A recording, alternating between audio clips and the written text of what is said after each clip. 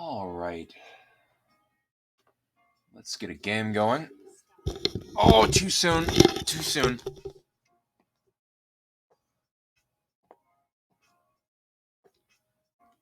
All right.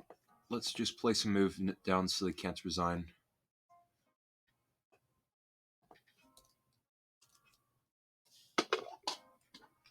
Get my bowl of stones down.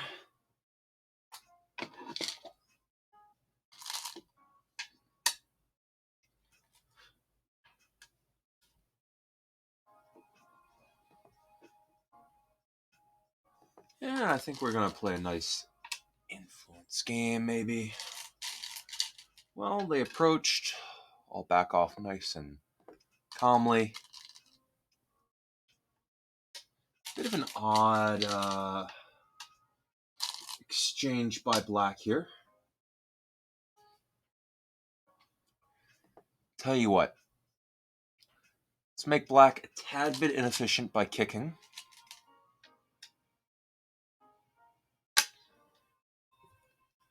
All right. Let's go and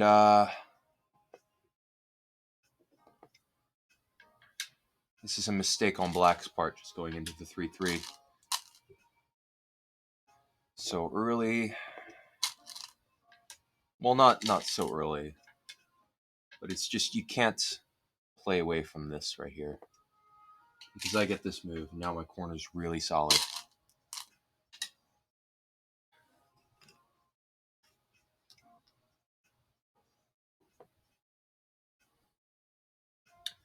And I'll play the approach here.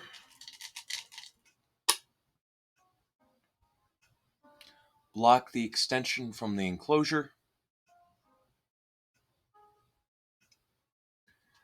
Ooh, okay, that's a little low.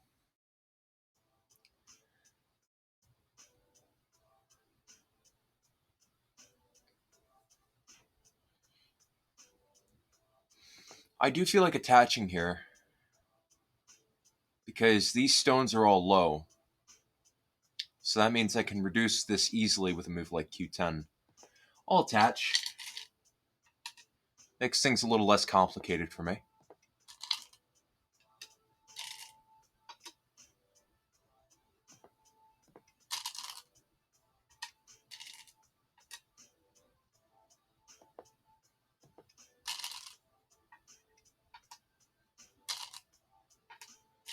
And extend.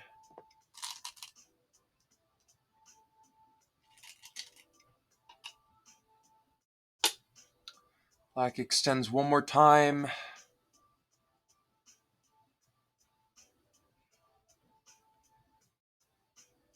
And I'll 3-3. I stopped 3-3ing for a while. And I think I won't do it unless I get 3-3'd back. Or unless I get 3-3'd first. Are we going for the double Hane variation? You know,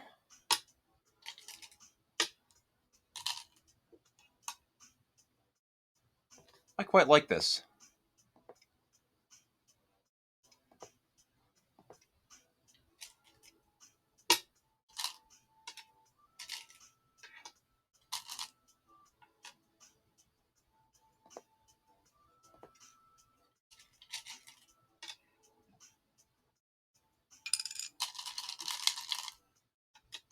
So therefore, well, they're going for a territorial game.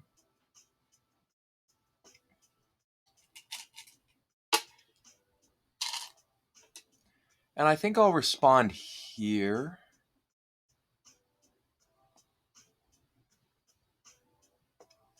Just so I can build the top a little more, threaten to turn.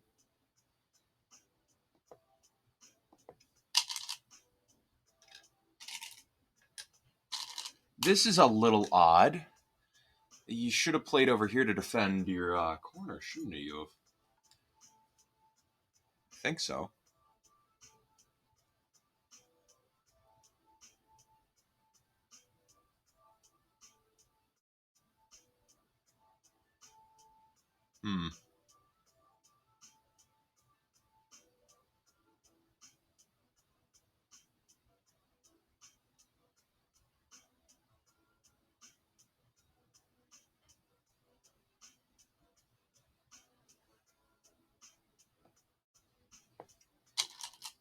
Yeah, I'll play here.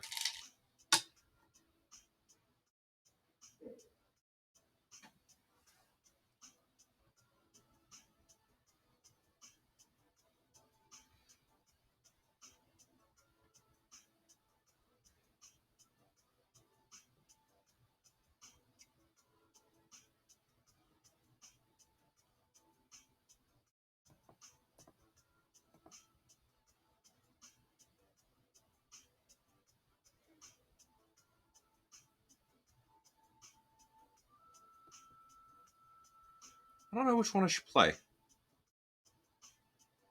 Here or here? Let's play here.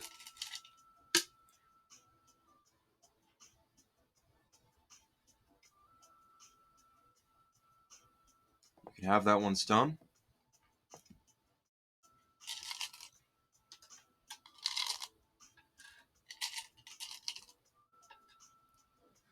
I will defend my cutting points.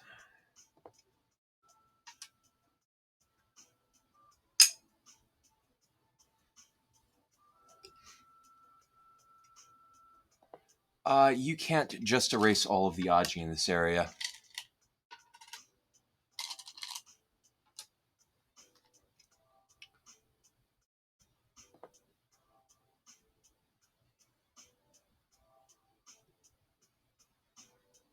You can't. You can't.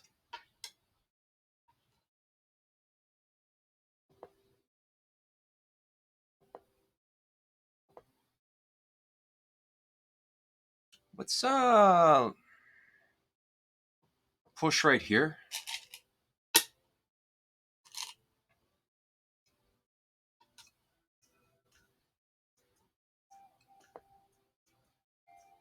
Hane here.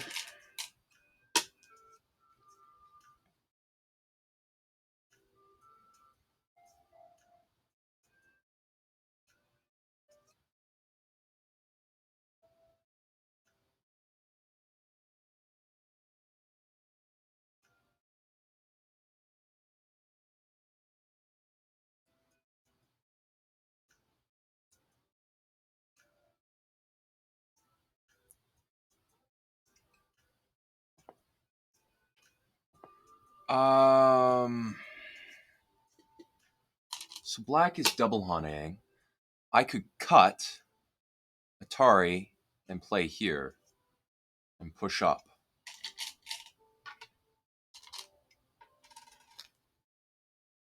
And threaten to go and capture these stones.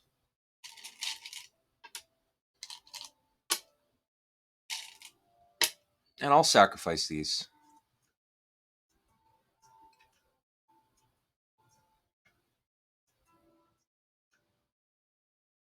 It's 2 stones. Like, come on.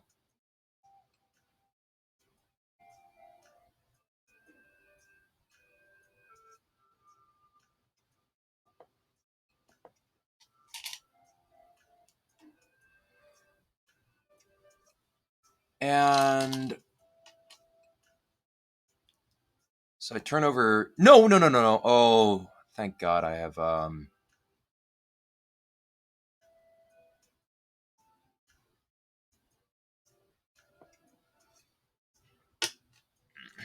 Yeah, play here. Black's going to cut at h15 and then start a huge fight. But black would already be surrounded at that point.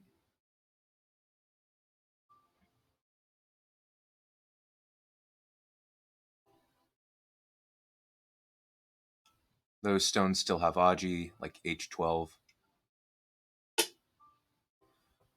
All right.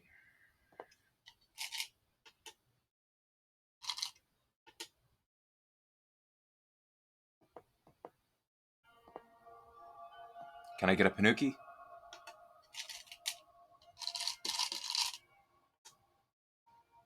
All right. Can I get a Panuki?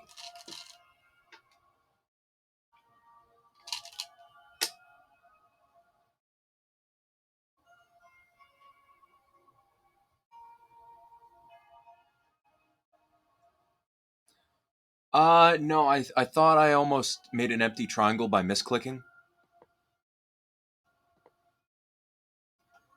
think I'll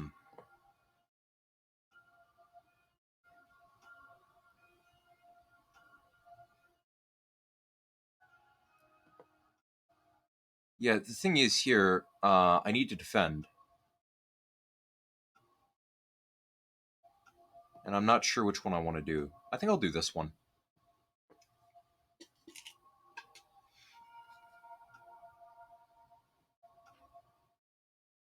Which I think is enough.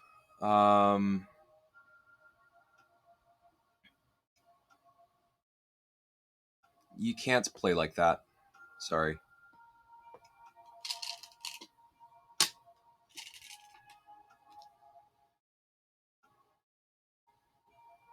If you try to surround me, I will cut and kill you.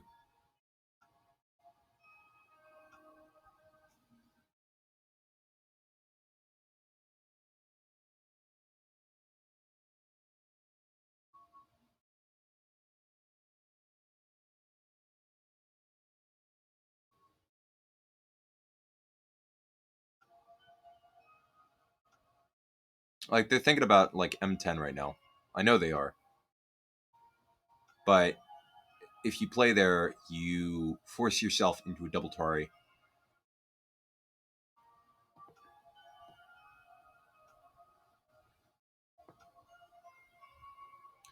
Yeah, but then I get to...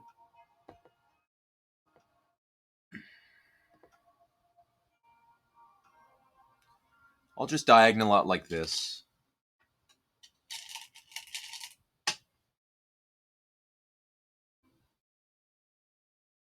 I don't want to make this 09 stone stronger if I don't have to.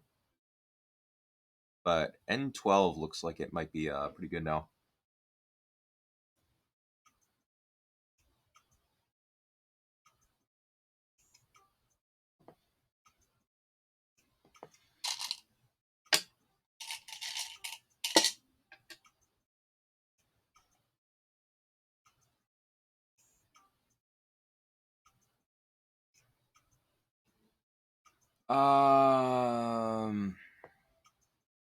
I'll Atari here first.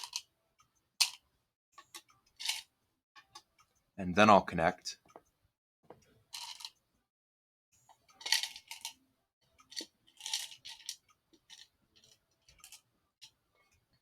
I'm not worried about this group dying.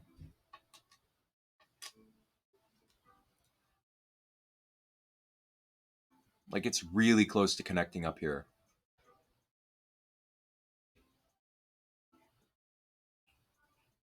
I'm thinking like K13, and if blocks, then Atari, Atari, and then just ladder it.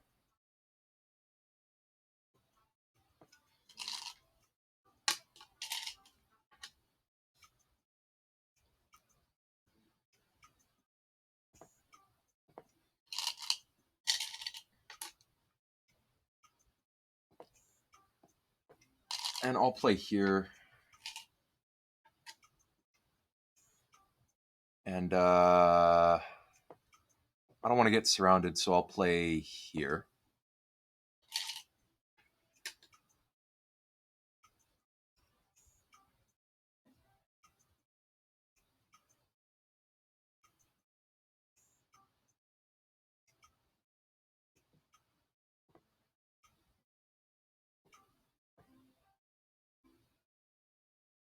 Threaten to connect up.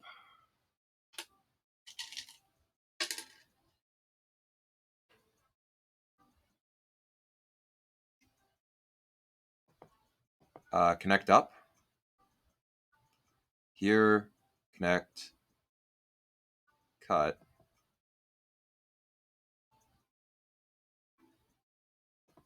Let's just play here.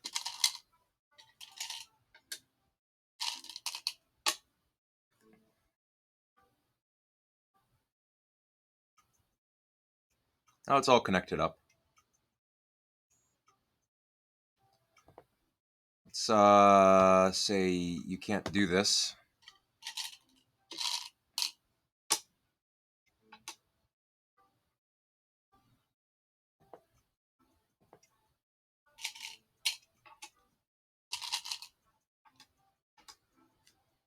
Let's push in here.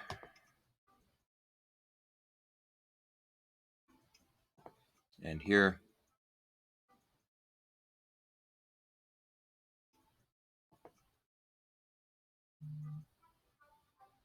Let's go Sumi here. Make the connection a bit stronger.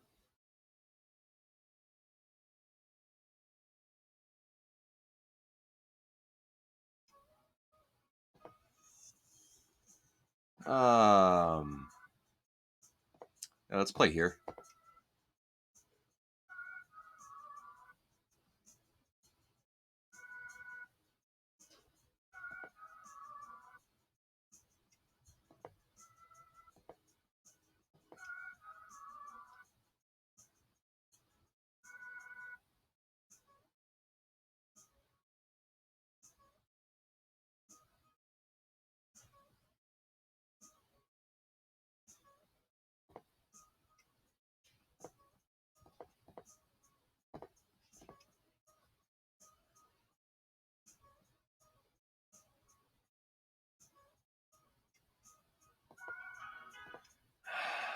I don't like this.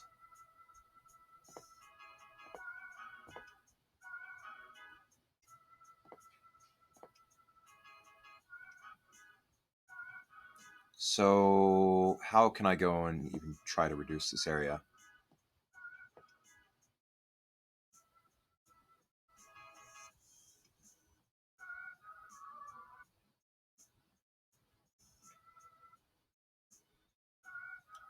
I can play here.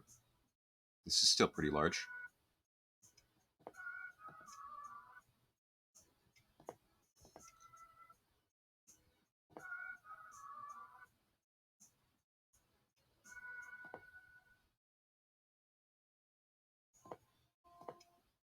Monkey.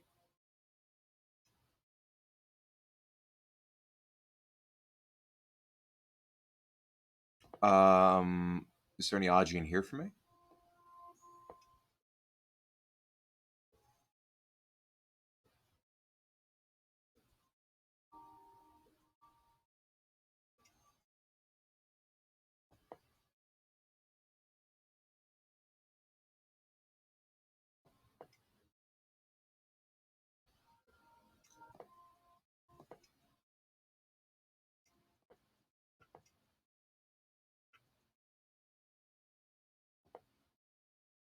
Um,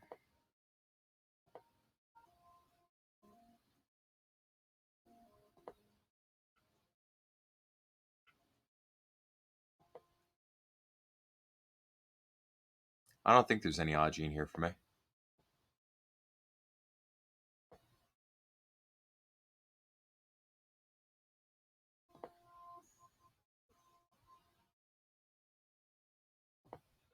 I'll just play here.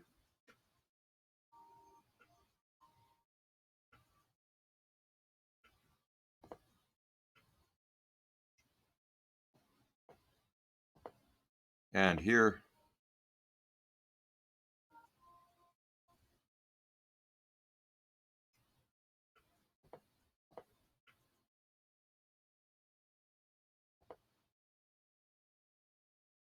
And here.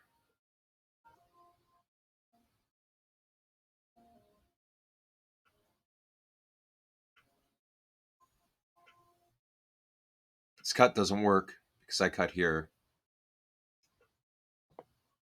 Um, what's your plan?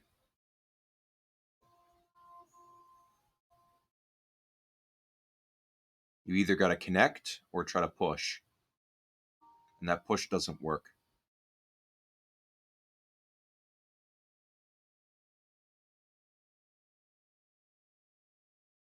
If you push, I cut. And if you cut, if I cut, you have to respond.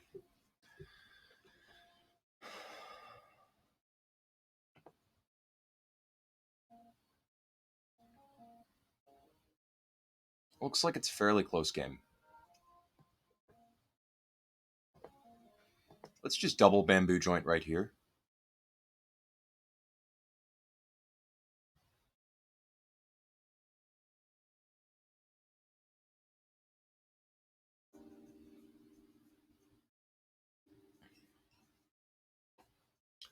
cut, and then ladder. So there's a ladder, so this cut doesn't work.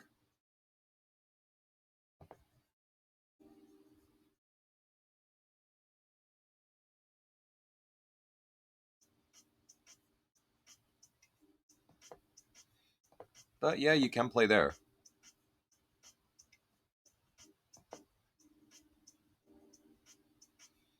And I can play here.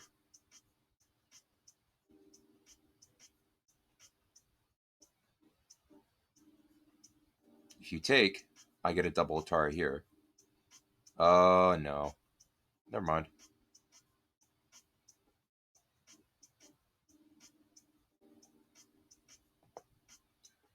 Tell you what. I'm going to connect here. No, I'm not.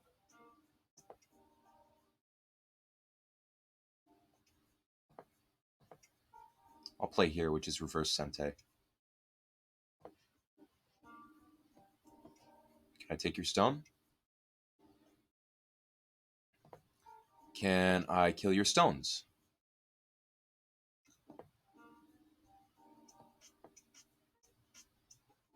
Alright, I want to reduce your area.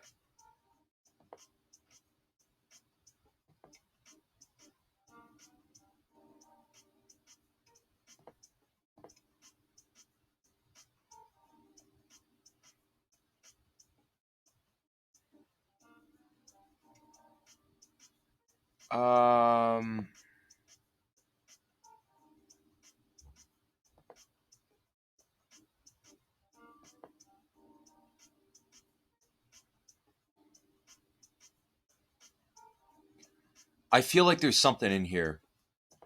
Like, if I play here, what is there for me here?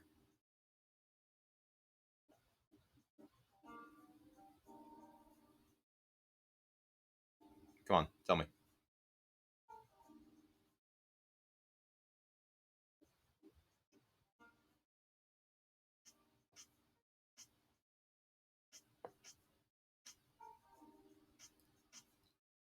Okay. Apparently nothing.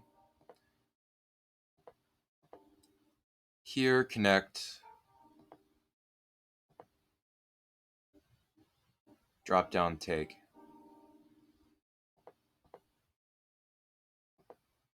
All right.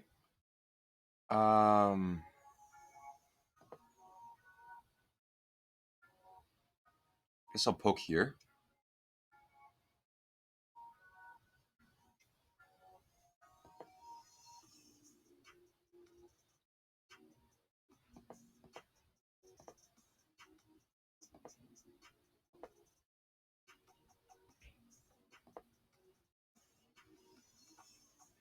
And I got this connection in Sente, right? So, bop, bop.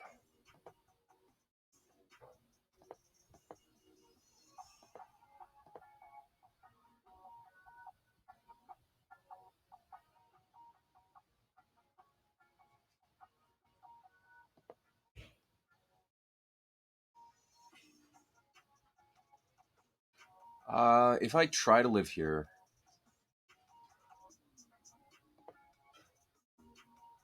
bad things probably happen. So I'm not going to try to mess with that. Instead, I'm going to ask about this.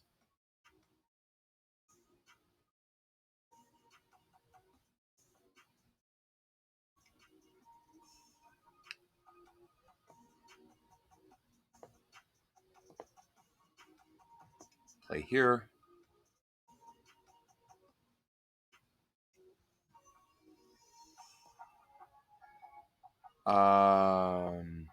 Connect here.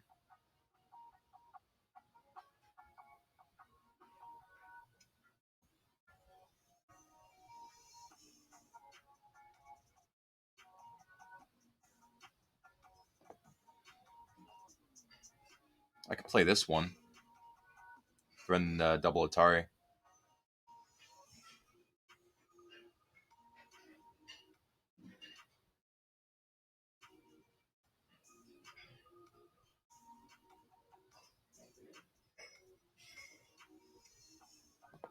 That doesn't work. I can play here though.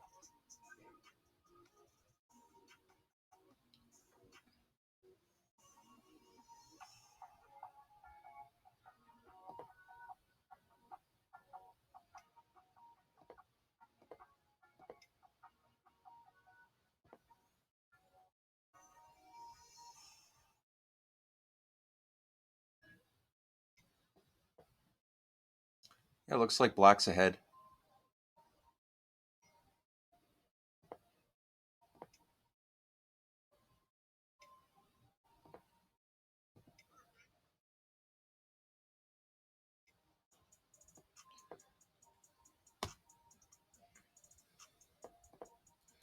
Is there a ko here?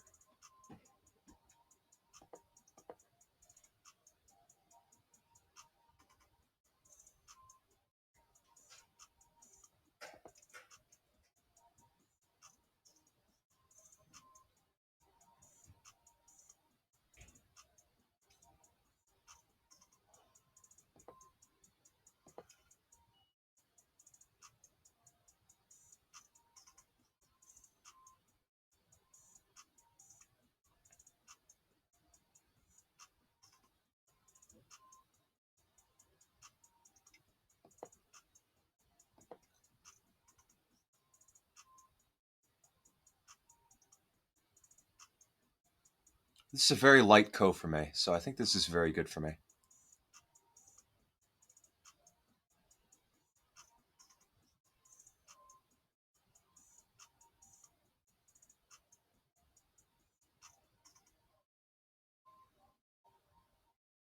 This push is not a ko threat, actually, because they would put these stones in Atari.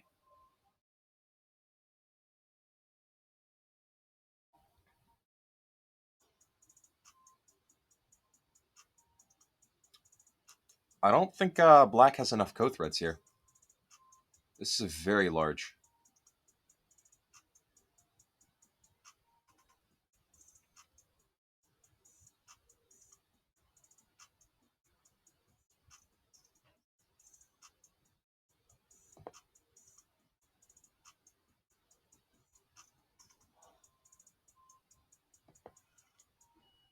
Which makes me think that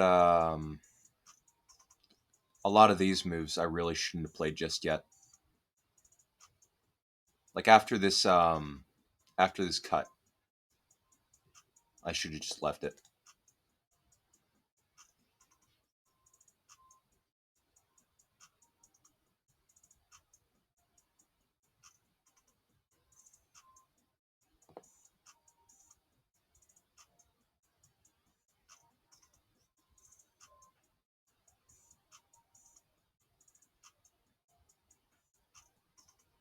Like, you want to play here?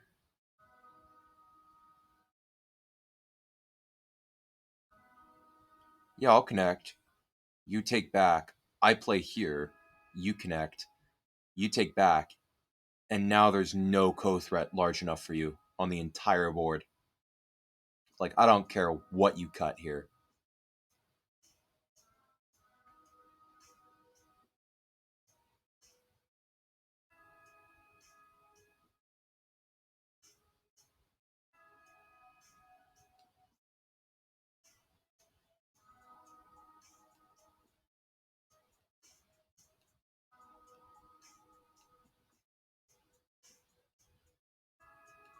Yeah, I got two ko threats that black cannot ignore, and black does not have enough ko threats to win here. And the ko is so light for me.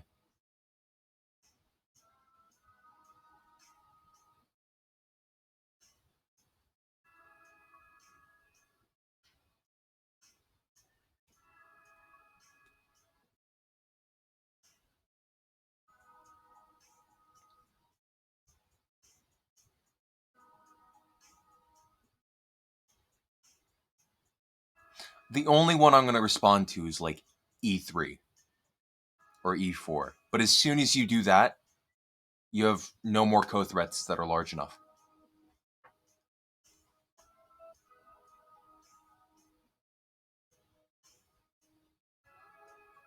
Black realizes it. Black realized black does not have a co-threat large enough.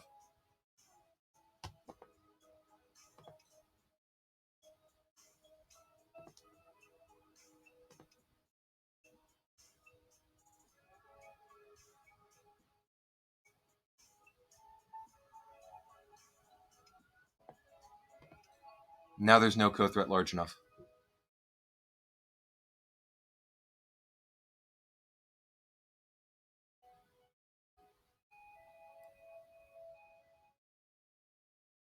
No co-threat large enough. So next move is B19.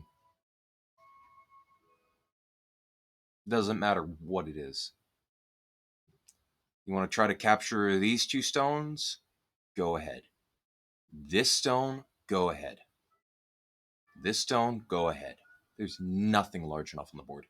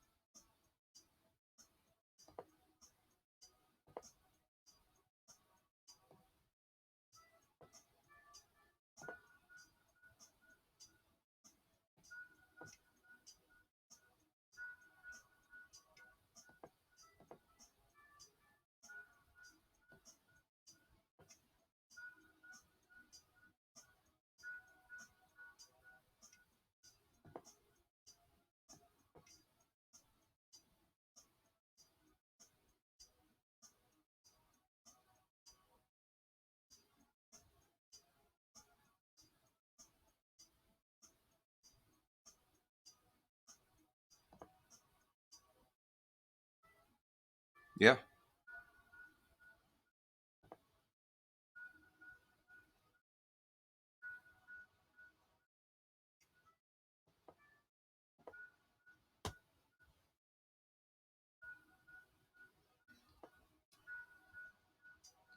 Play here. Cut. Play here. No cut.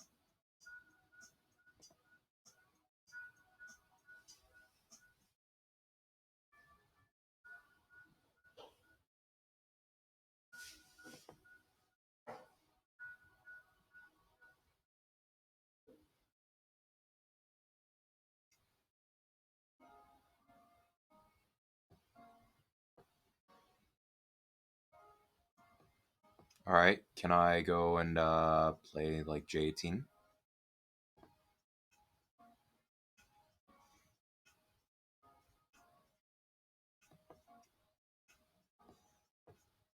Please?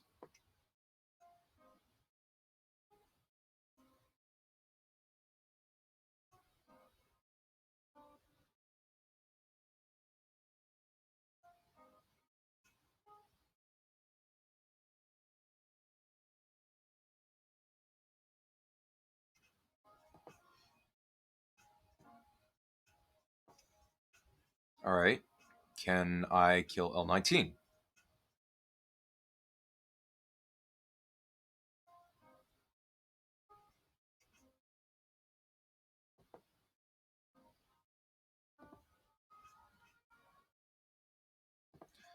Let's play here and then play O18.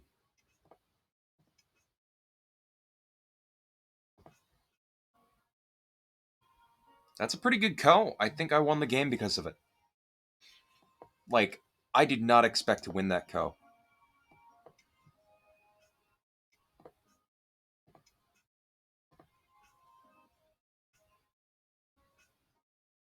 What? Why did it say I have why does it say I'm losing now?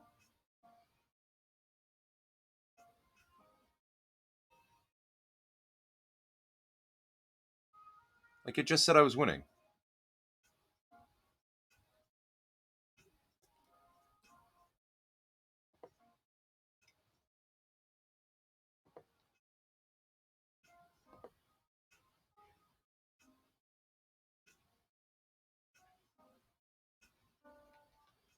All right. Pass.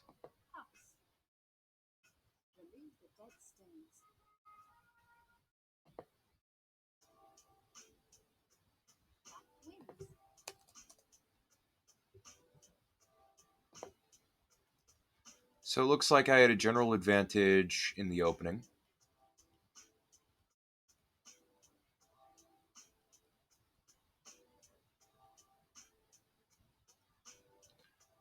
And then it looks like this move was slow.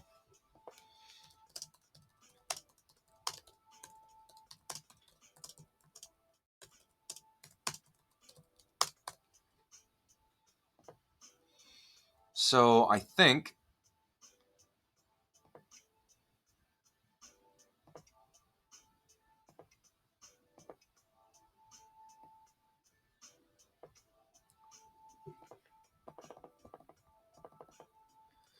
this might be possible.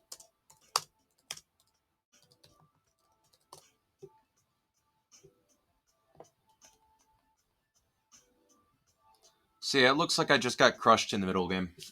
I gained an opening and advantage in the opening, and I got crushed in the middle game. So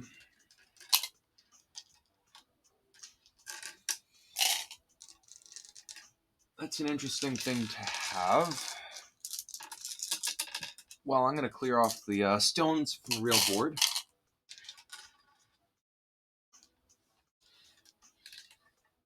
Before I start a new game this time. So how is everyone doing tonight? Anybody tune into my stream earlier where I was reading Make Shape or Shape Up?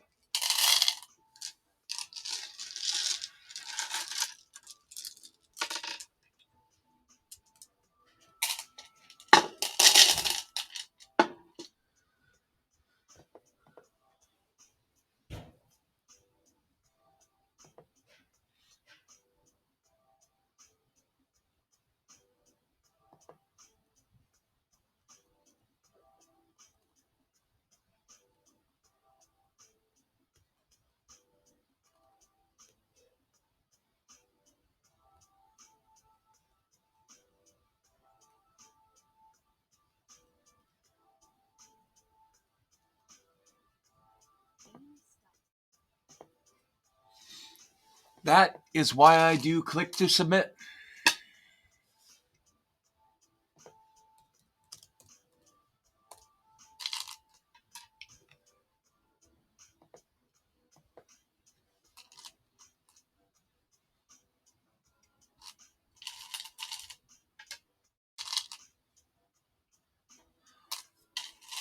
Looks like we have an interesting opening this time. I'm going to just play here.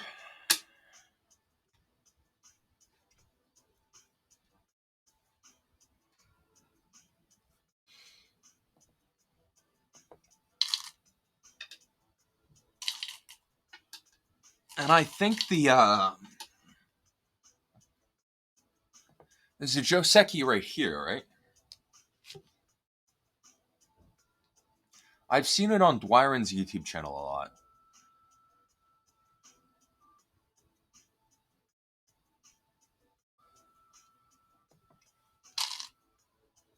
I've seen it on Dwyron's YouTube channel a lot. I'll play it.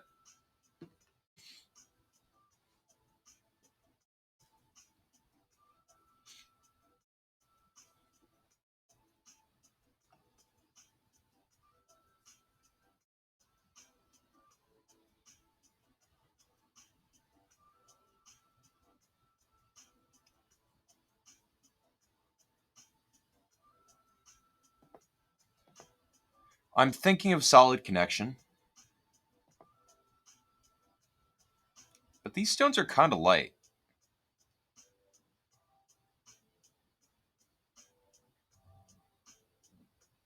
I can also just get a base over here.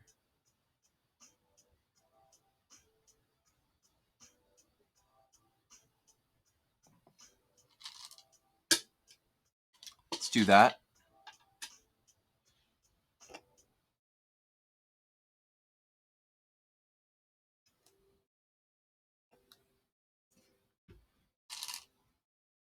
White has captured 1 stone.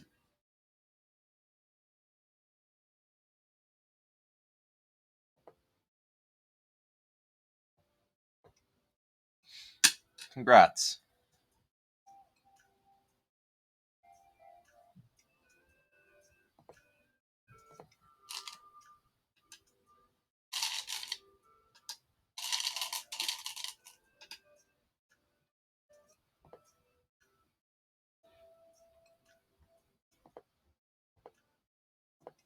I'll just play here again.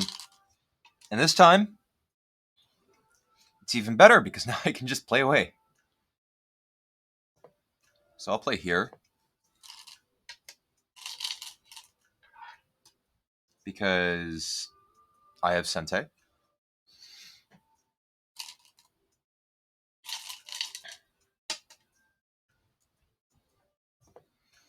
I'll play another corner enclosure.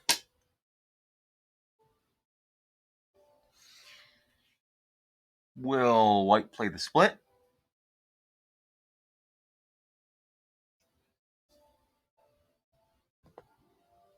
No. All right.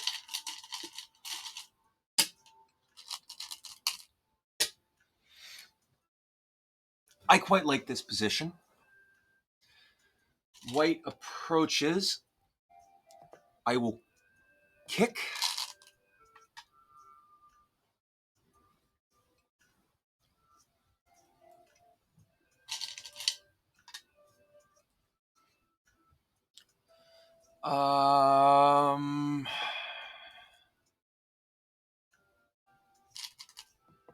This to steal the base.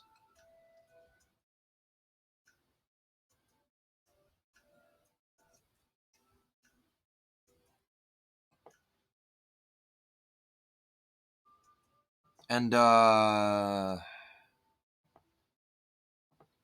keep it separated while also clearing the Aji in my corner.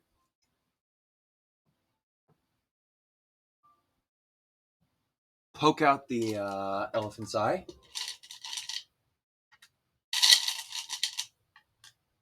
And I'll shoulder hit here.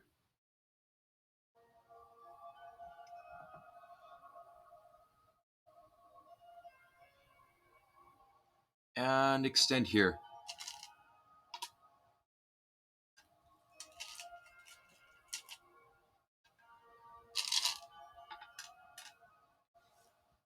Looks like I have a lot of solid territory. Alright, White plays there. I can play here.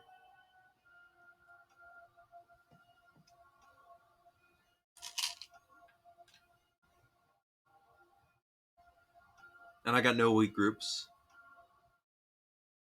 I could also attack for profit as well. Which I should probably do. Like, L14 looks huge.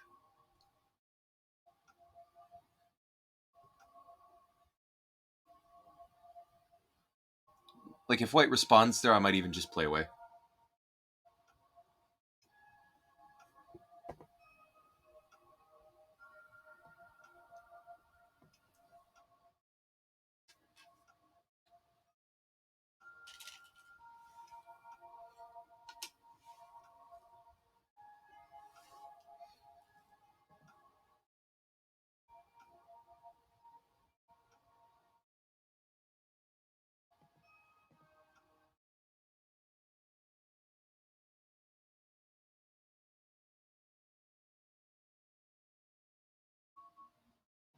I could probably, No, I don't want to be jealous of what my opponent is building. I want to be building. So I will shoulder hit here.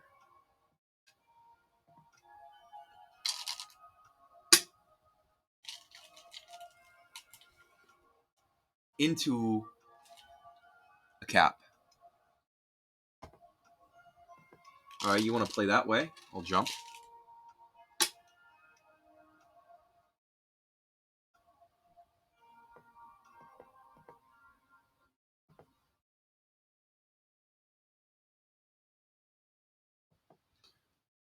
I'll play a knight's move right here. Treat that stone lightly. Like, if you want to take it, you can. Take that stone.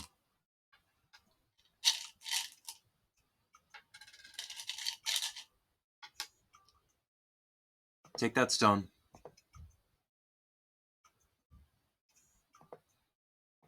Now give me this sweet, sweet center.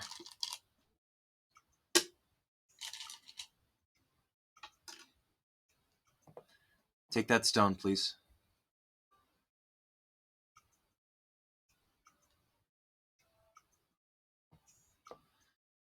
I'll follow, because I have influence in that area.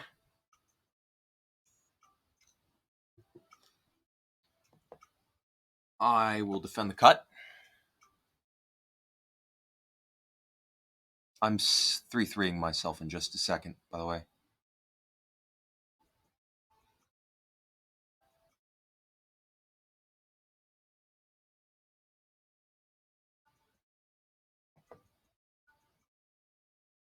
I don't know why the mouse flickers.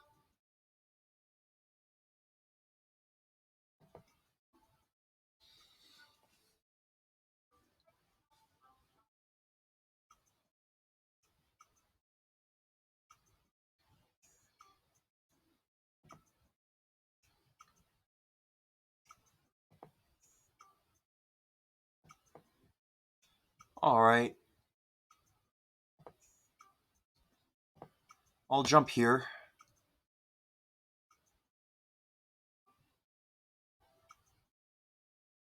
Threatening to just play like more builds.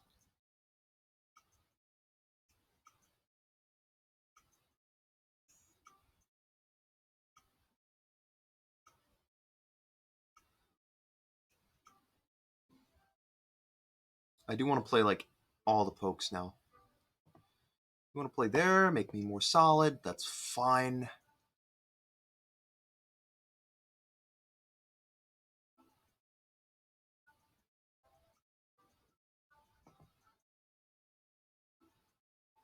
Don't play shoulder hits on the 5th line because it goes and gives away your invasion points.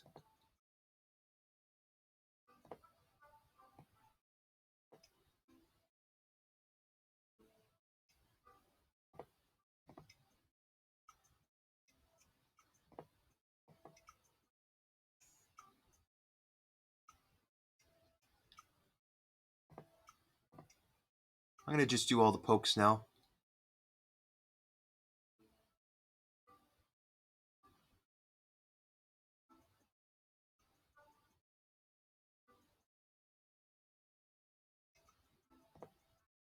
And I'll poke here.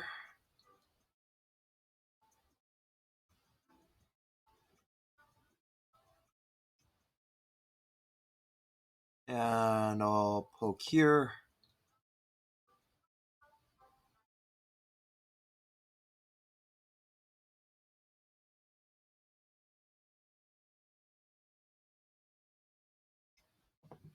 And I'll play here. Empty triangle. Best shape ever.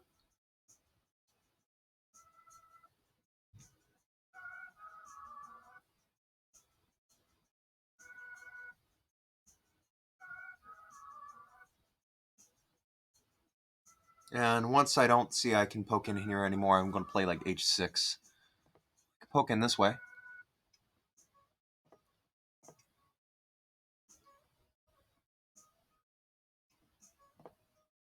Alright.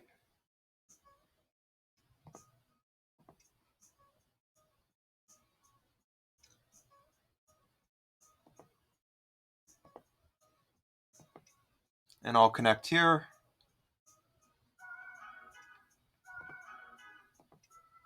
I'll play here.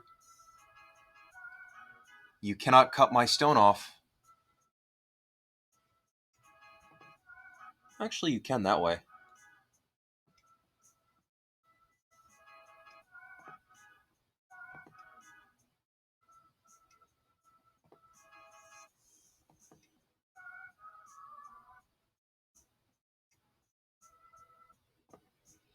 And I'll play here. And I'll just leave this position. Maybe,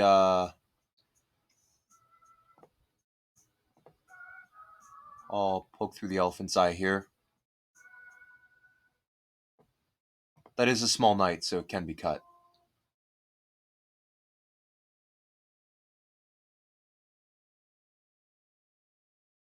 And I got a base on the bottom already.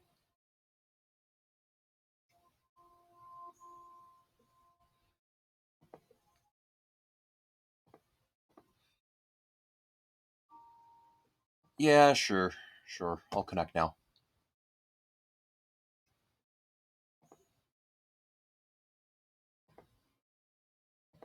But I do want to play here.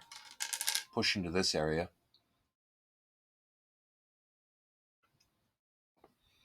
Play here.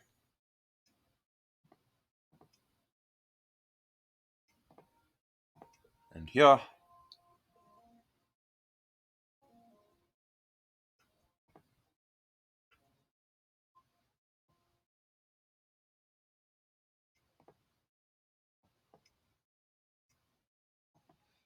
And I think I can go and cut here.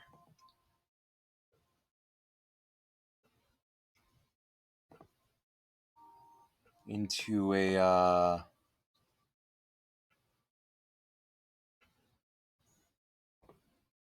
yeah, I can save this.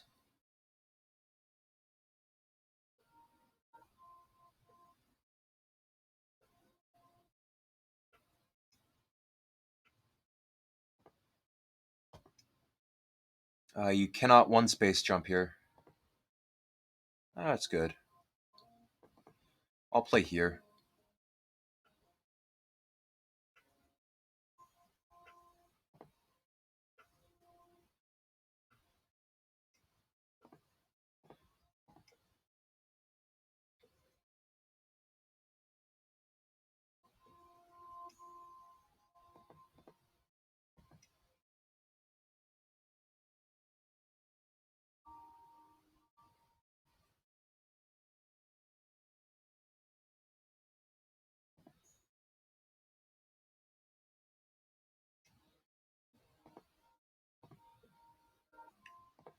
Alright.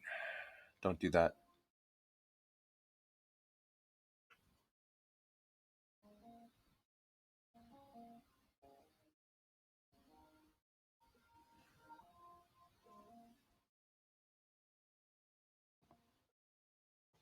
I'll play here just to make sure there's no Aji in my corner. And connect.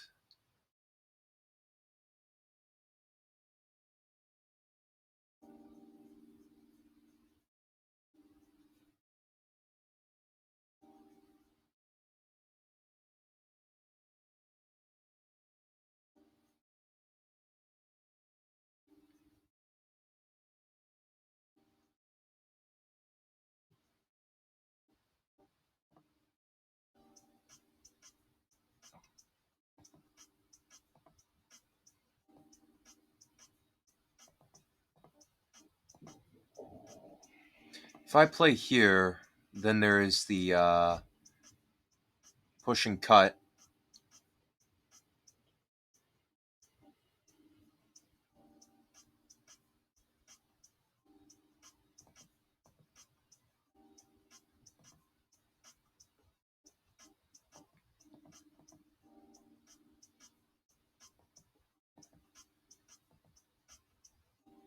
So I'll play here to avoid the push and cut.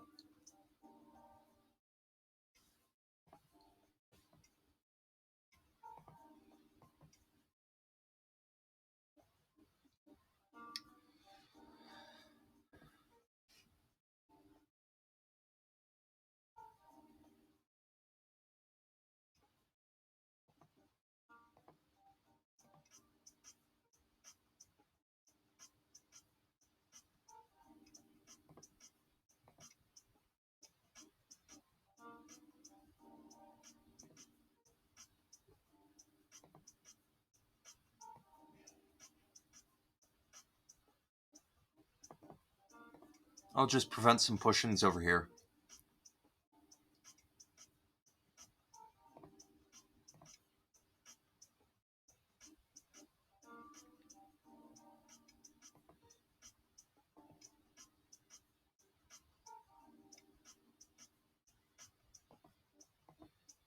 Push in here.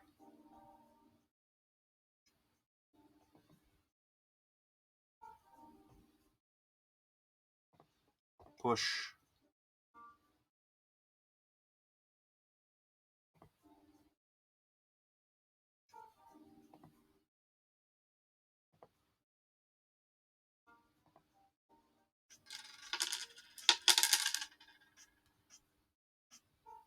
The cut.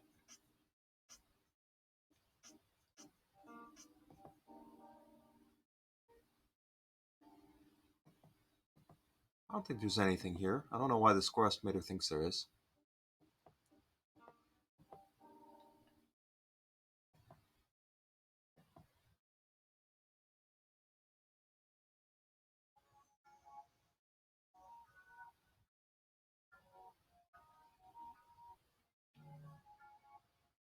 I don't want to get rid of my co-threats just yet.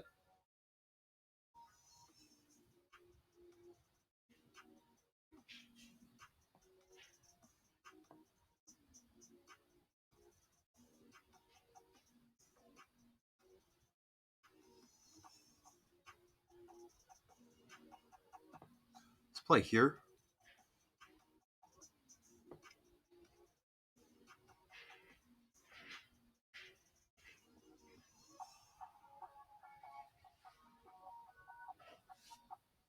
I think...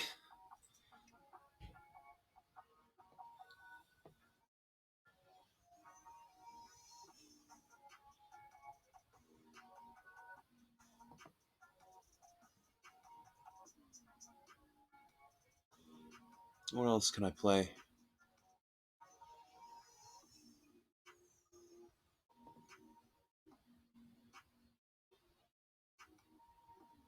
It says it's really close. This is reverse Sente.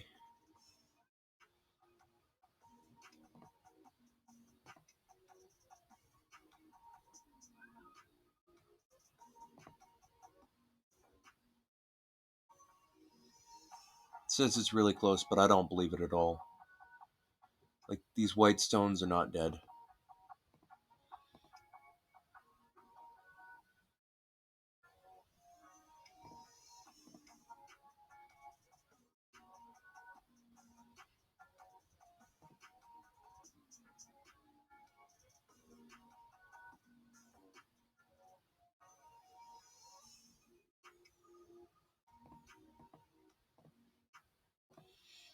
I'm not going to lose my second game of tonight.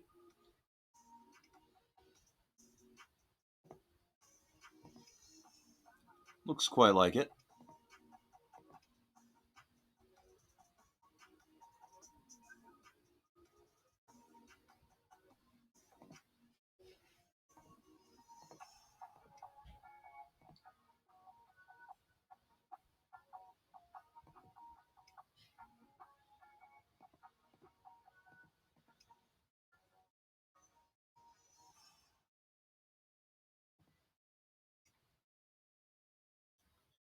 Alright, white's up by 2.5 points if this is dead, and it's not dead.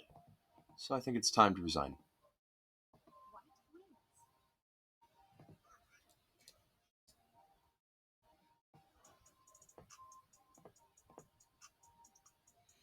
Alright.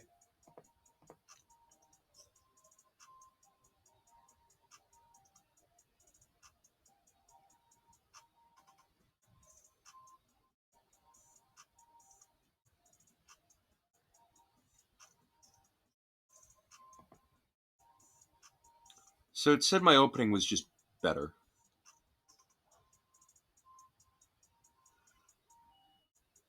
Didn't like this move a ton. I didn't hate it.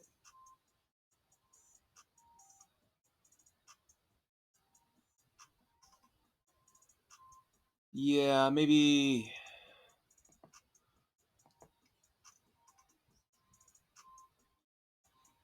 Maybe building here is better. No. No. Jumping here into building.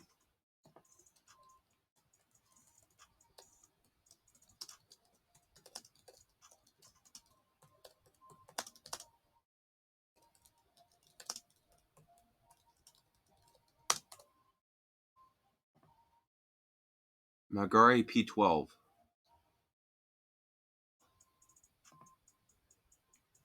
What move is that?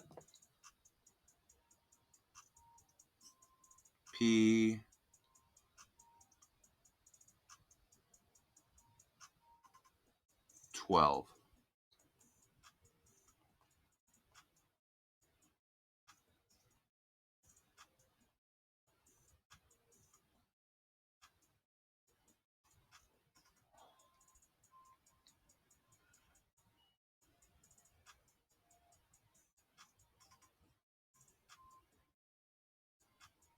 Yeah, P12 was not played this game. I don't know what you're talking about.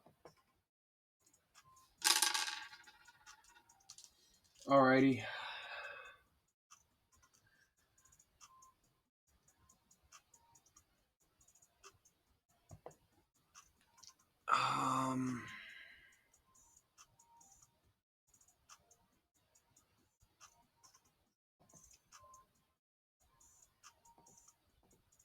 This is just surrounded, right?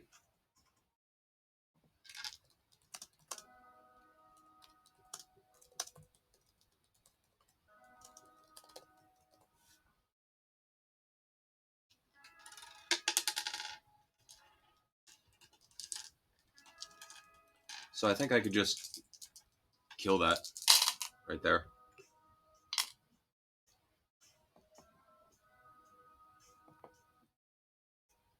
If you would like to post a variation, Pokemon, I do appreciate review help. You can post a variation in chat here.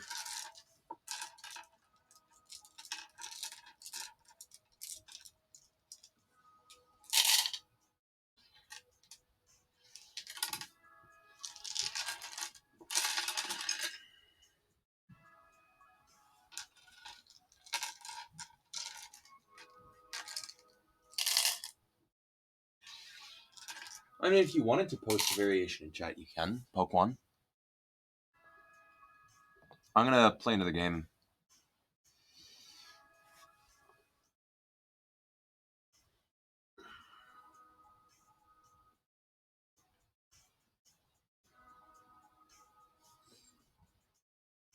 Yeah, I don't mind that I'm on a losing streak this game. Like, it's not like...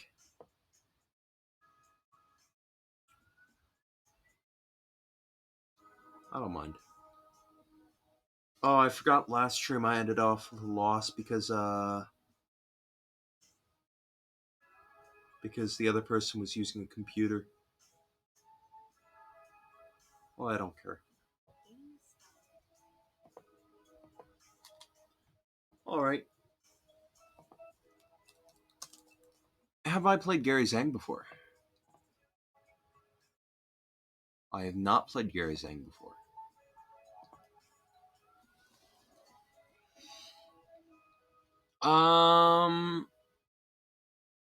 Should I go 4-4 really standard stuff, or should I go low Chinese?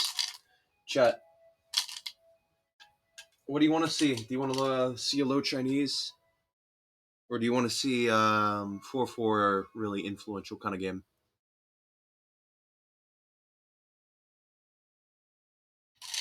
I'll leave it up to you.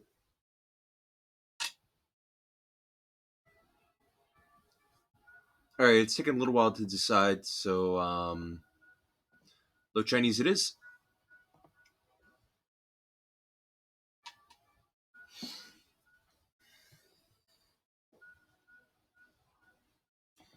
Tangen's a meme.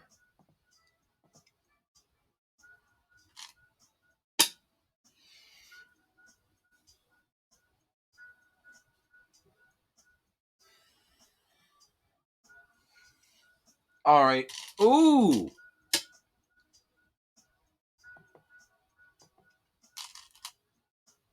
That's not what you're supposed to do with the low Chinese here.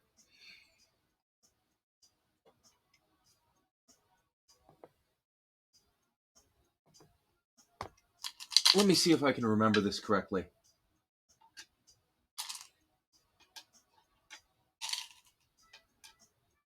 was this move, right?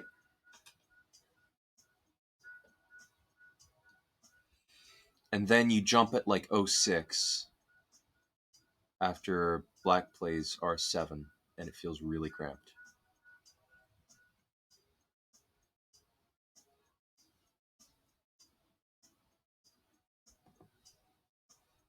I think that's right.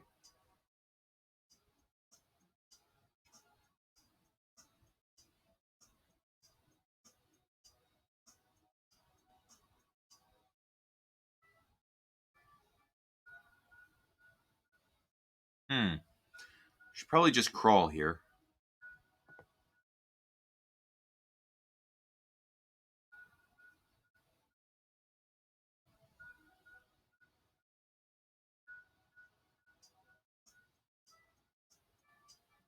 Yeah, I'll just crawl. Picking up solid points.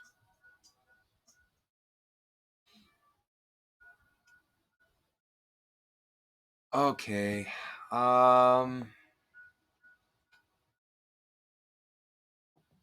You're trying to pincer this stone, but your stones are still under attack, so you're making me stronger. So I'll crawl with you.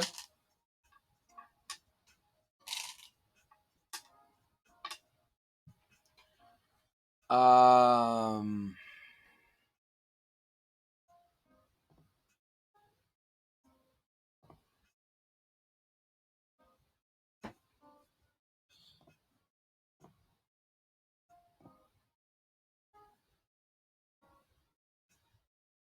I'll play here, just because the drop down makes it a honey at the head of a 3, and I don't want that. If black plays R1, I will cut. Or, not R1, R11. You have too many cutting points. You also have a liberty shortage problem. This should be the correct way to attack. Q11 might be better.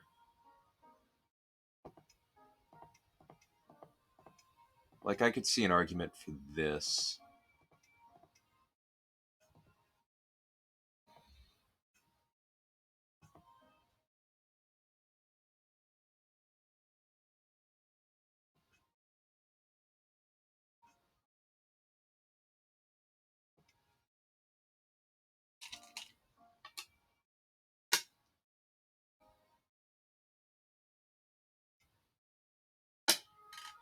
Bad shape. Hanging connection's bad shape here.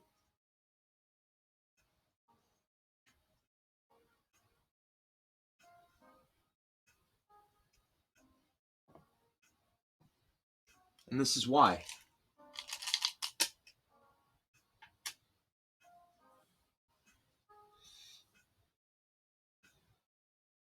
Now there's no more fight. I've won the fight. I've captured the cutting stones.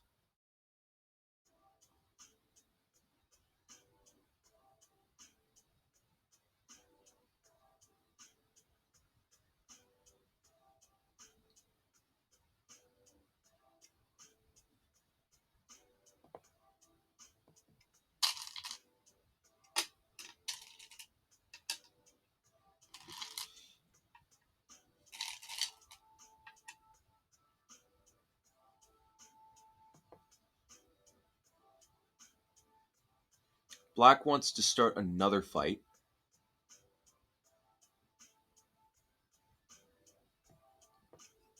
I'm going to save this stone. I don't mind if white has the corner, really.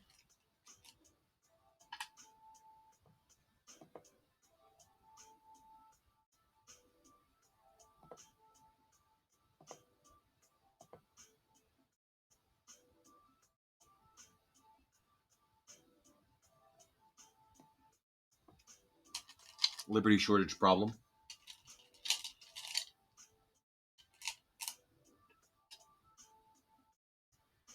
Um,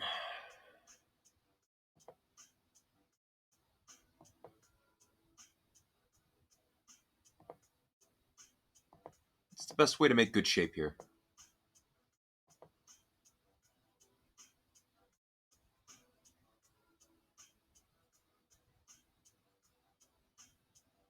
Maybe just connecting.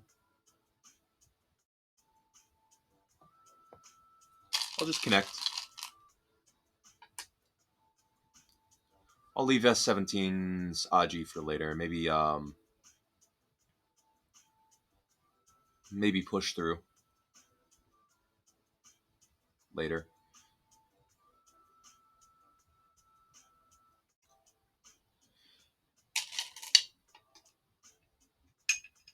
All right. Well, what's your what's going on in this part of the board right here? We got a what group?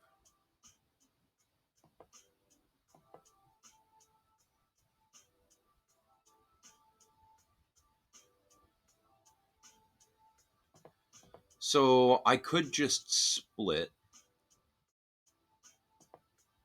poke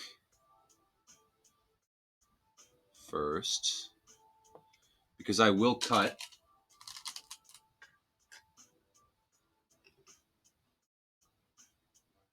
And then all of the stones will be mine.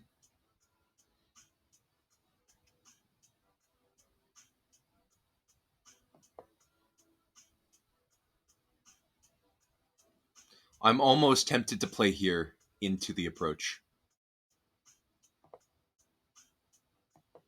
Um,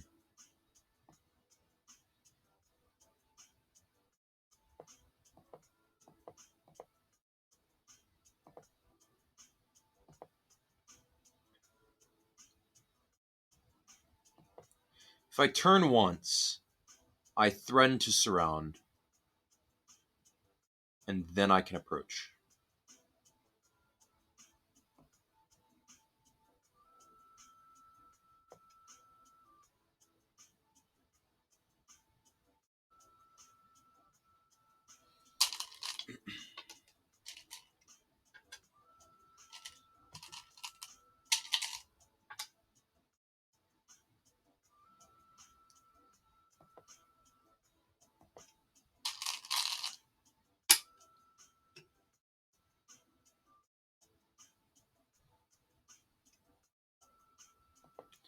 All right. White played a weird line.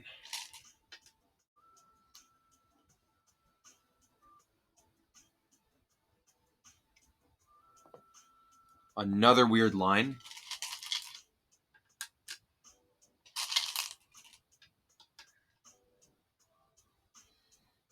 All right, let's play here.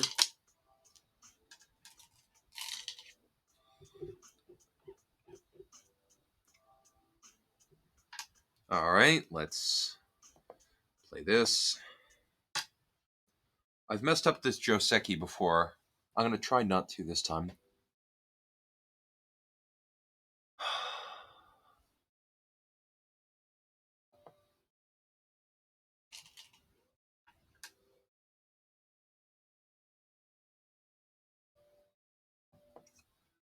All right, I'll take the corner.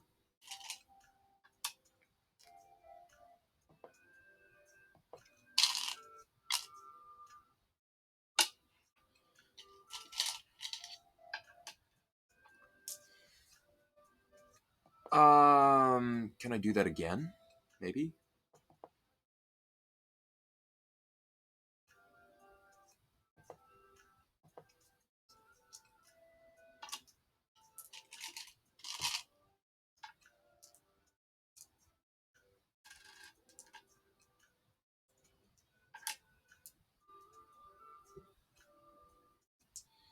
Like, I don't want to run out that weak group right now. I don't want to run it out. But I got Sente out of it. And if I can get Sente again,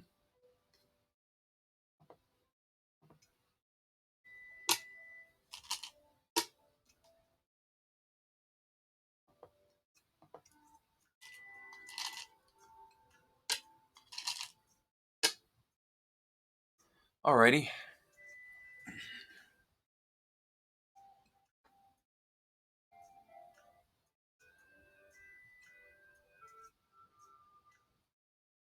That left-hand side is not yet white's. I'm thinking about c17, like, next move.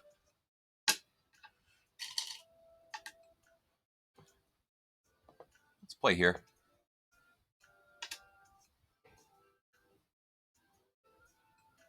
I guess I have a really good amount of influence with this group right here. But,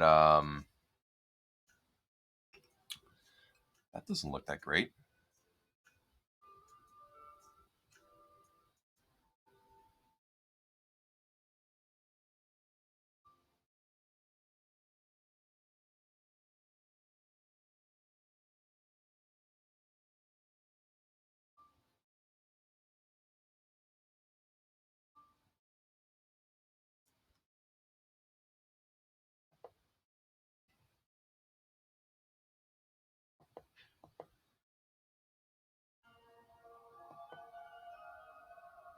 Does this threaten to connect underneath? Bop. Bop. Bop.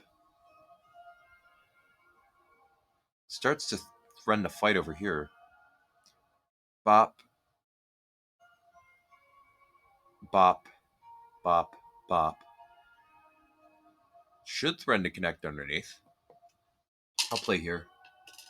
Threaten to connect underneath. It looks like threatening to connect underneath to me. And then B15 should be threat for life. If I'm wrong about this, then that's fine. That's fine. Just a game.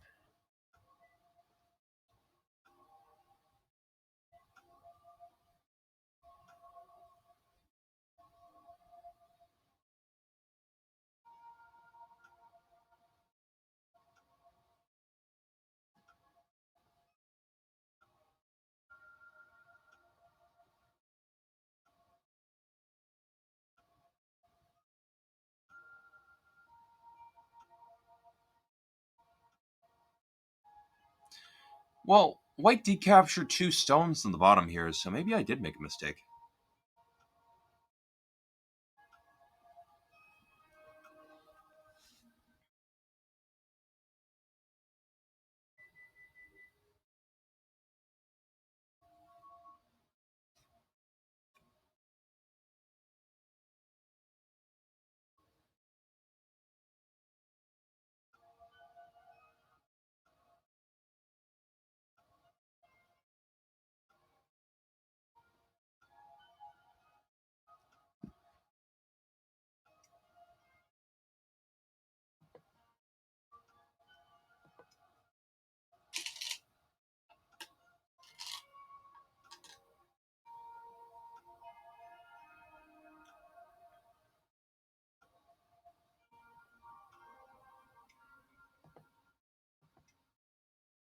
Yeah, white's going to try to kill this whole thing, right?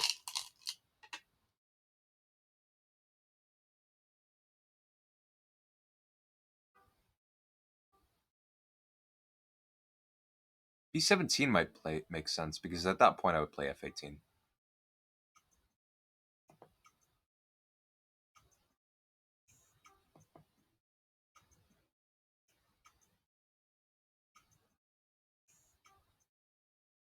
Oh no, this feels really bad on the bottom now.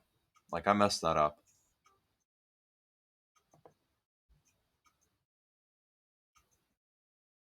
The fact that white got to capture these 2 stones feels like I made a mistake.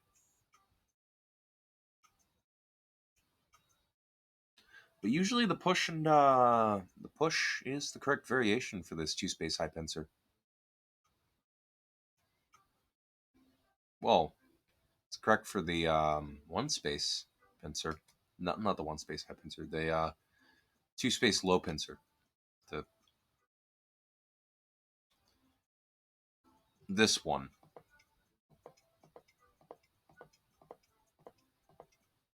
That one it's correct for.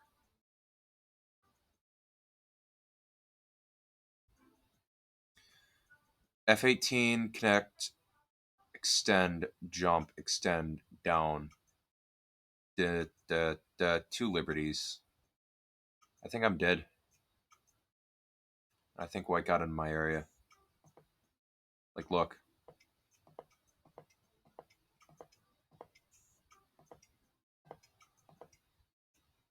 Yep. All right. So that means white's corner is completely solid. This area is trashed.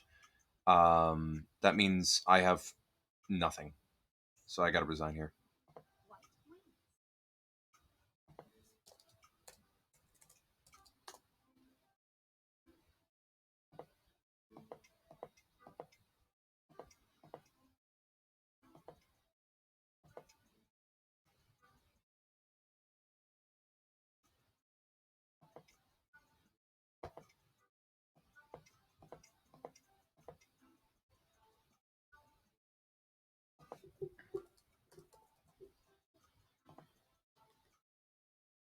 All right.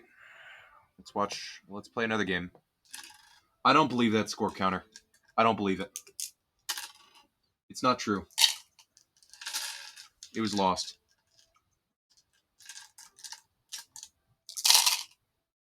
It was completely lost.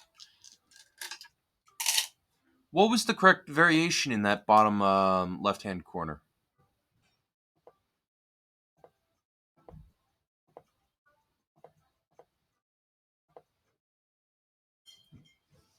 So it says that this is a mistake. And it says that black punished it perfectly. So it says this into getting out. And that would have been good with the local position.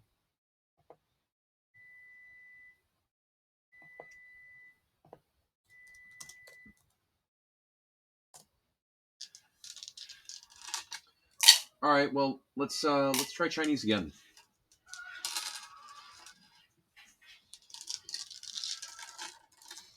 Oh, wait a minute. I can't play Chinese because I'm white, so I got to play a 4-4.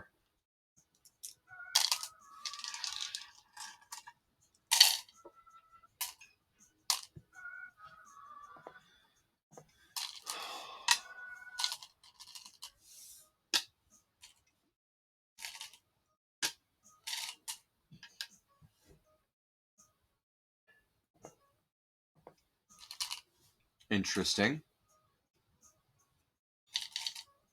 So you want to play territorial game?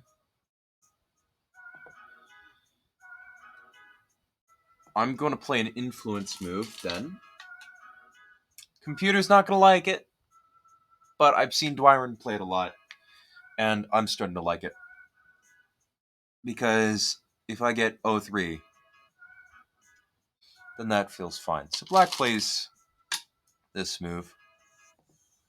I'll play this move low, like that.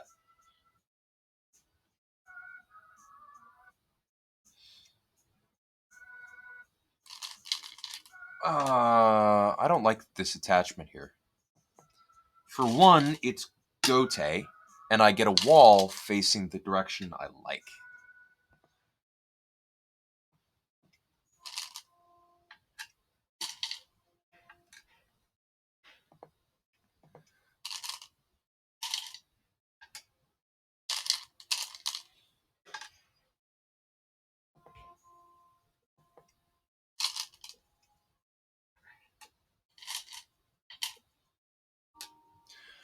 So I think I'm going to play the enclosure right here. And then shoulder hit that really tight looking enclosure.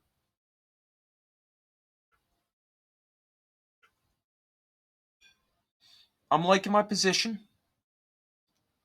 Like black's Joseki in the bottom, I felt like wasn't really a good choice. Attaching there, giving me a wall towards the thing I was already trying to build.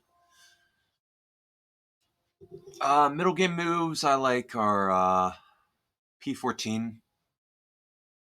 And this time I'm not going to mess it up. I messed it up last time by playing R7 into the Hane first.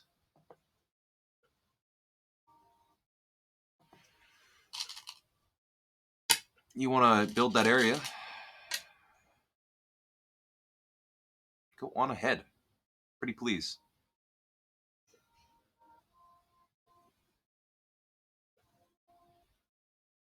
You're also over-concentrated after I attach it like R16.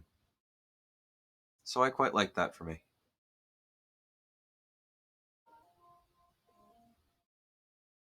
And it removes an invasion point. So I think after black plays d15, I'll jump. And if I get Sente again, I am attaching at R16.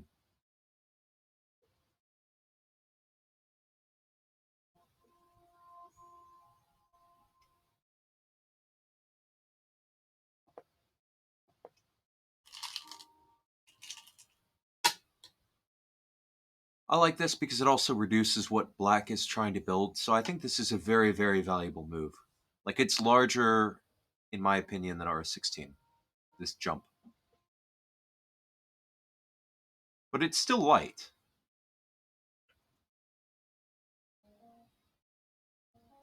Like, if black plays E15, I'm Tanuking. Oh, that's a soft-looking move. I'll attach. Black is looking very over-concentrated on the top.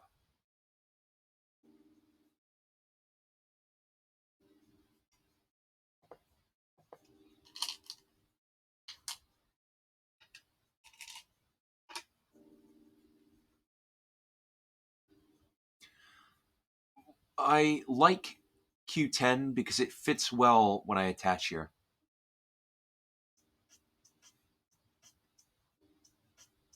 It also removes the invasion point while jumping does not. So I quite like this. This makes L16 look over-concentrated too. And if I get Sente again, I'm playing like N4. But I think after this, the bottom is the largest area.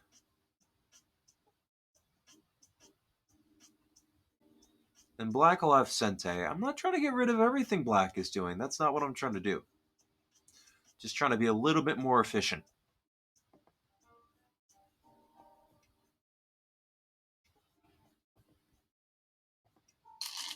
I think this is the wrong Joseki for black.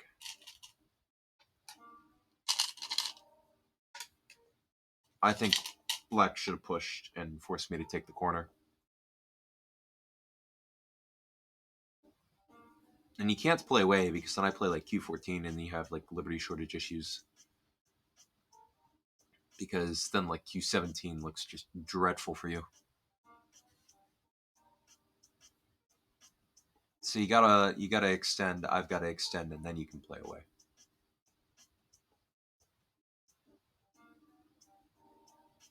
But as of this moment, black is looking very over-concentrated.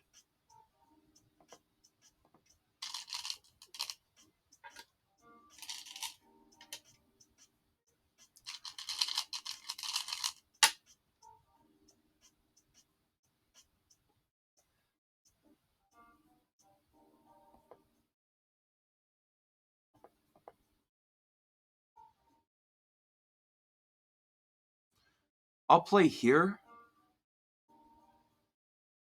because then I get to extend again for a base if black tries to invade. So it's a little bit tight.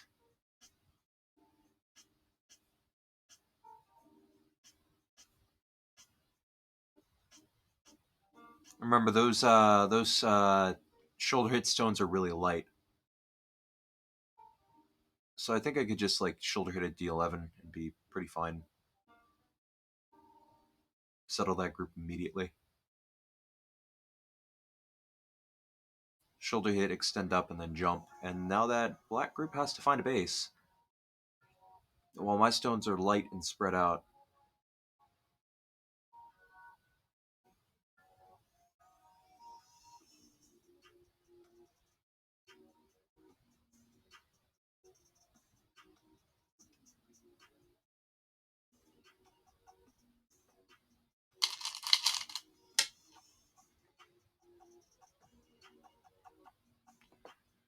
So I'm going to shoulder hit here because I really don't feel like watching black jump out and then build that area up. So I'd rather shoulder hit here and then reduce it now and do something later.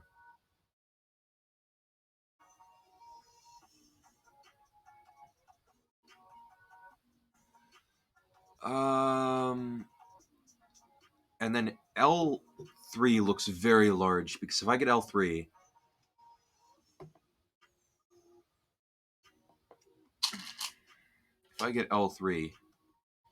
then that push right here, I can push again, and then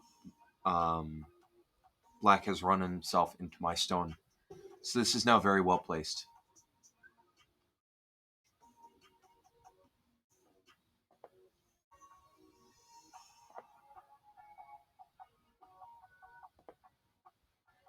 And I will play here because I don't feel like leaving a ton of weaknesses or being pushed around up in there.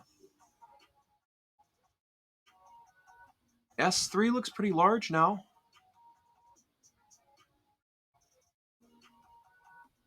I mean, for me, not really black. Black would rather play like R4 and take the corner. But I think there's a common theme going along here. Black just getting over-concentrated.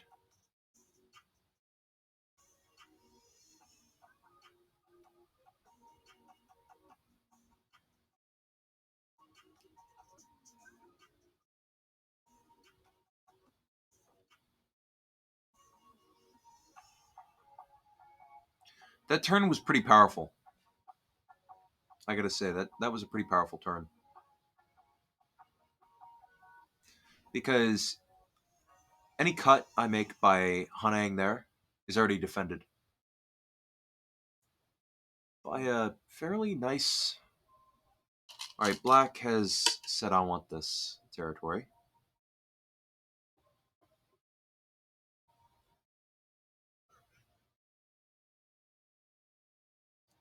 Tell you what, I'll jump to threaten to surround. And then if black responds, I'll play S3.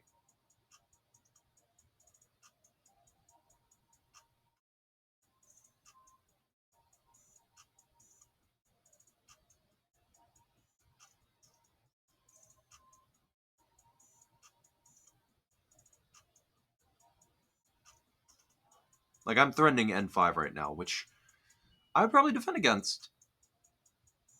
And then I will play S3.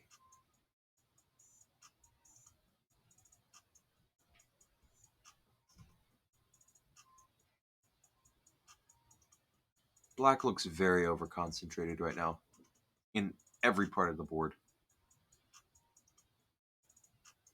Like, the extension at L3 was not multi-purpose in that case.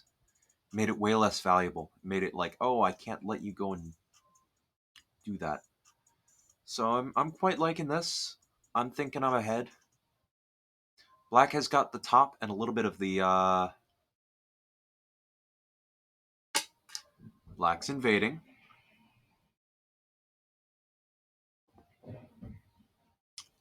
Let's just surround. I said I was threatening it. Let's just do it.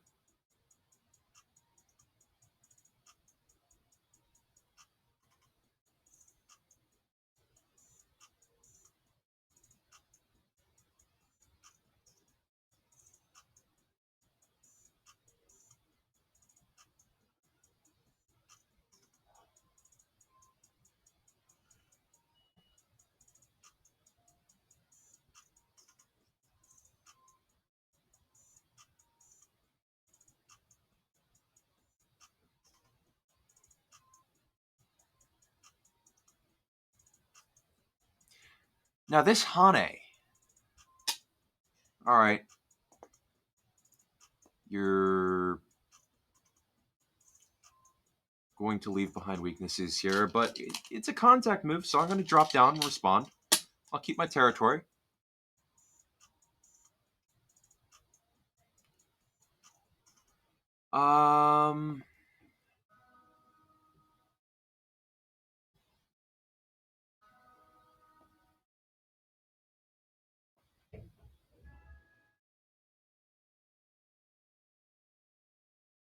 I don't think black is alive locally. So I think I can just play here and surround.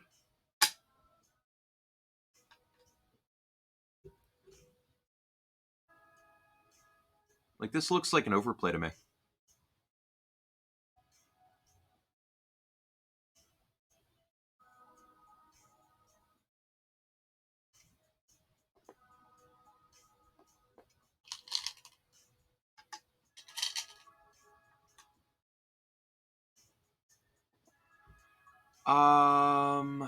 Let's double Hane.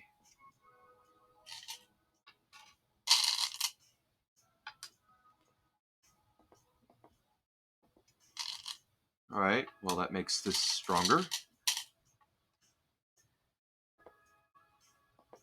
And now I've got this high table shape.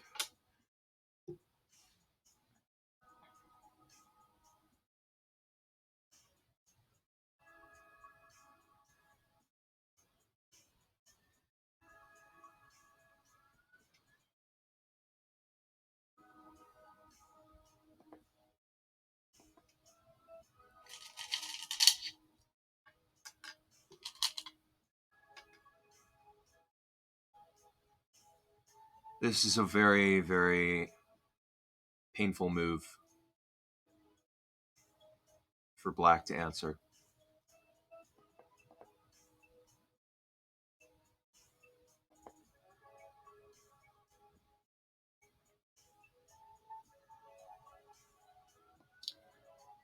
I'll play here once, just to get myself more liberties. But if black tries to go and push, then I will cut.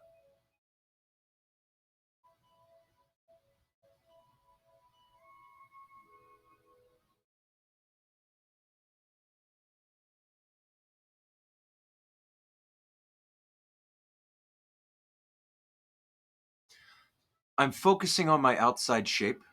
Like, at the moment, if black lives, I can still go and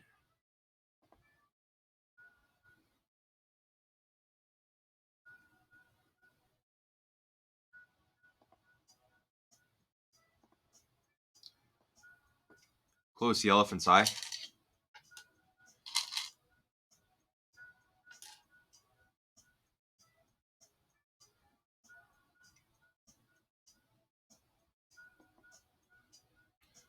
Uh, Filled triangle.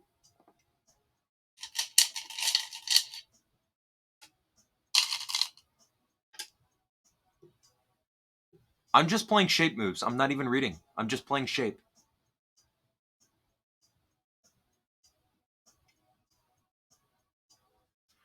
I could cut here.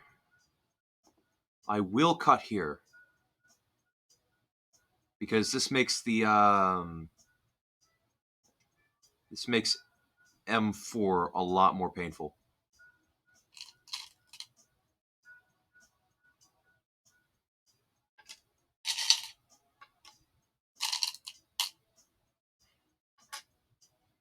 Alright, so, black is trying to kill me. I've got 2 eyes.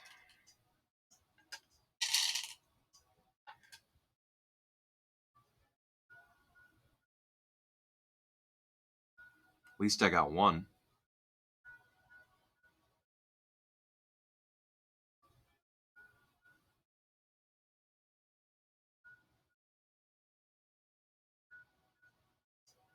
But R7, look at R7. That's a shape point right there if I've ever seen one. I could have played here as well. Probably would have been good. So I'll play here.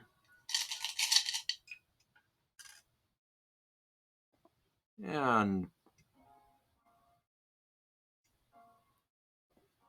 threaten to go and capture those 2 stones back.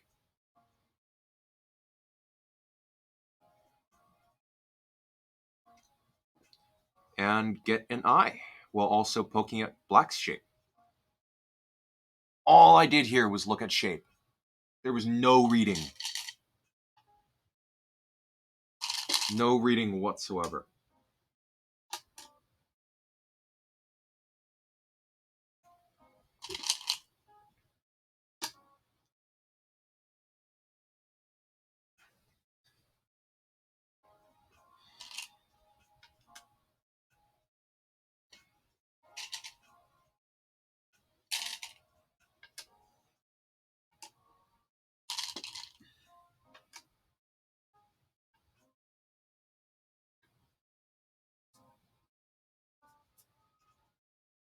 All right, black's trying to build. I'll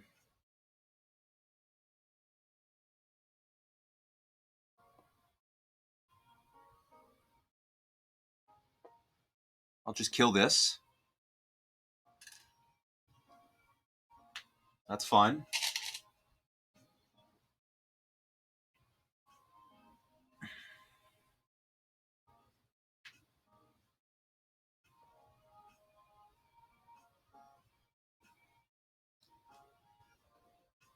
They are cutting stones. They are cutting stones because these 3 stones right here at L8, M8. Yeah, you can try. You can try.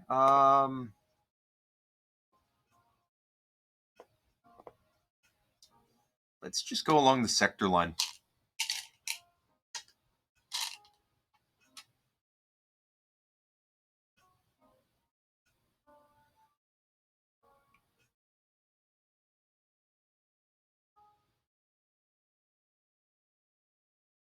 I'm not greedy. I'm not greedy. If you really want this area, you can have this area. I'm not going to get stuck behind enemy lines, though.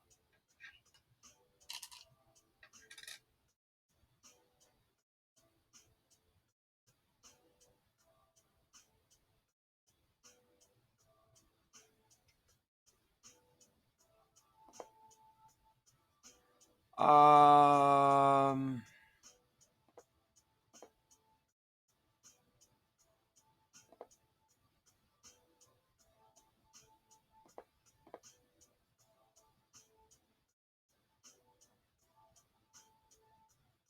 can I live in here? If you play here, I push, and then so I can just play here and try to reduce. I don't think I have any problems.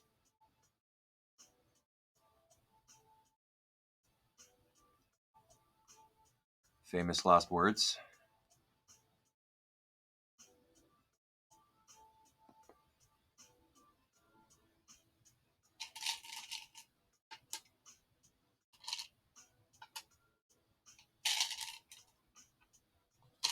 All right, black wants those stones. Black can have those stones. But black's got to pay a tax.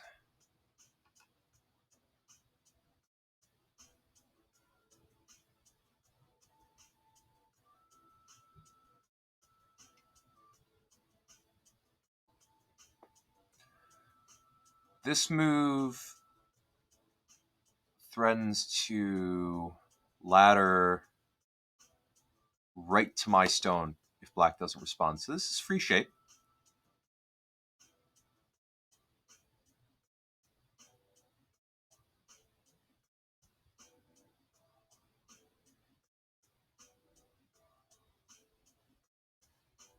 Free shape.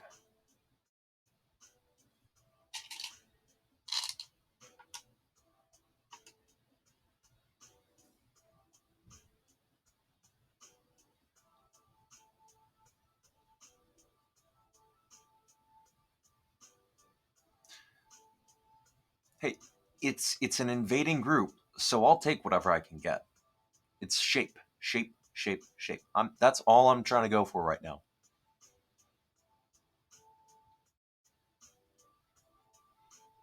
Like you can bet like M14's being played.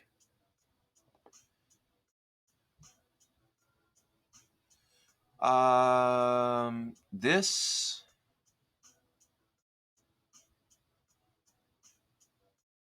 I wasn't joking about this.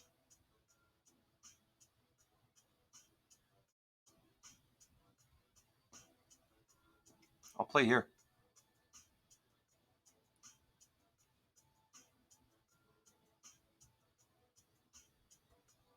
If you cut, I will give up that stone, but you're not going to be happy.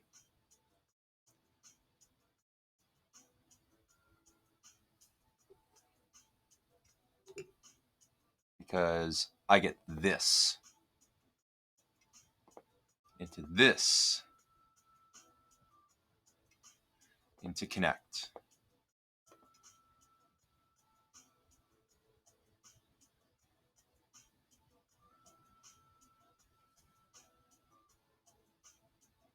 And now H15 is looking very weak.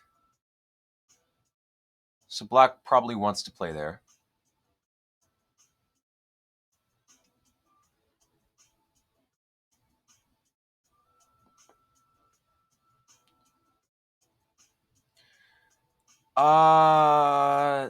This is a shape move.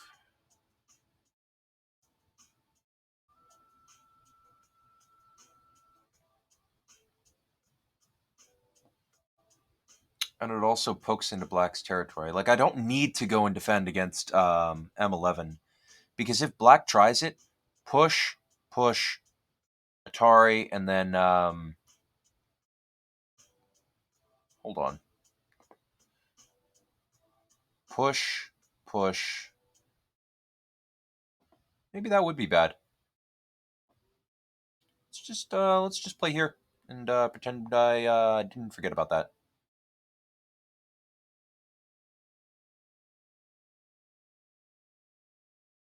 This is a very strong move. There's no way it can be cut.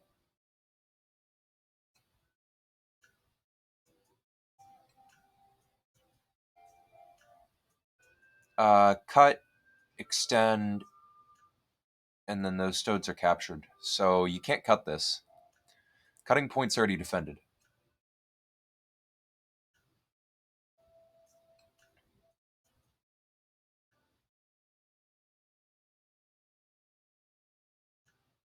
And I feel like that was an effective reduction.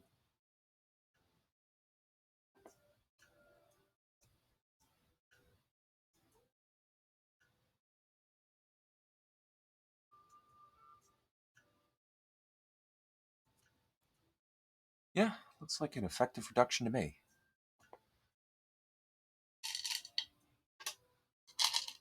Alright, let's put these moves on the board.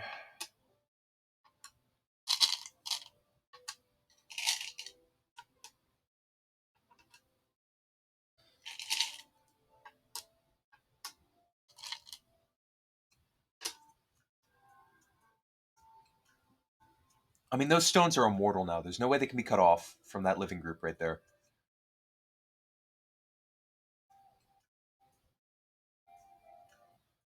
And the computer's saying I'm making 0 points in the bottom.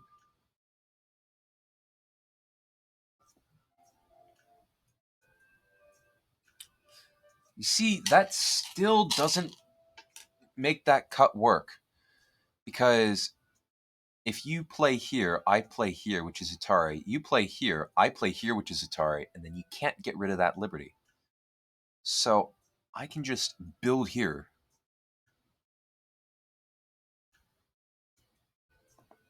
Or I could just play a strong move like this and make sure there's no invasion. That move was large. That move was so large.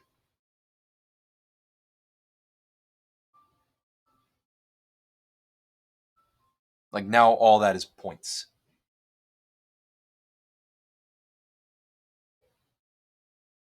I am thinking of playing Q17 fairly soon as well. But I would rather build the bottom before trying to reduce black right now because the bottom's huge.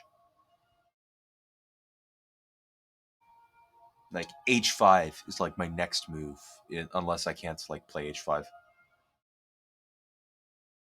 Or like black tries to kill me with like T6, but that doesn't work. Because T6... Huh. Maybe that does work.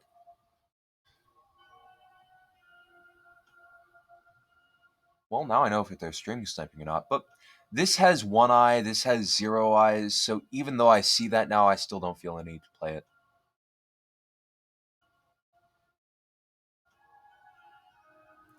Like, black has coat? If black can get enough liberties, but black can't get enough liberties at all. Black can't get another eye. Oh, it's not even that because I captured these cutting stones. It's not even that. Yeah, those cutting stones made it so I don't even have to worry about that. Have I played Peach before?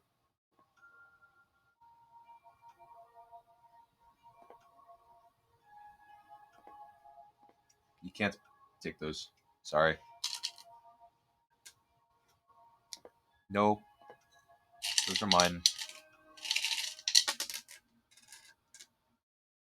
Those are larger than you thought they were. But yeah, black is pressing down and preventing me from building anymore.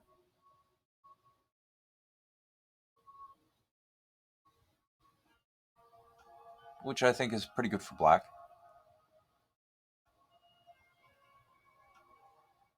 I quite like those moves by black. Those were pretty good forcing moves. Like, what else does black have to work with here other than force, and then like G6? But at that point, I can play away. I mean, if not, then I just play G6. G6, I play it or black plays it. If black plays it, I take black's corner. If white plays it, then white is building this humongous thing. Yeah, that's fine. I'll take here.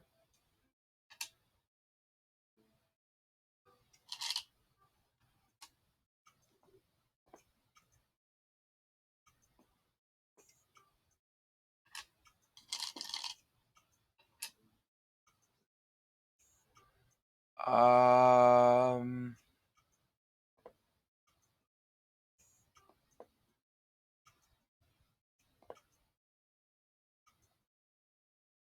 I'll play this one. And this.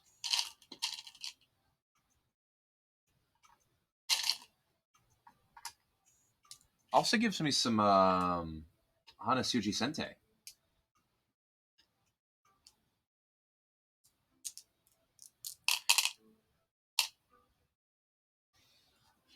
Oh, what? Why am I only like one viewer? What happened? It's probably Bat streaming or something or other. Let's see who's streaming.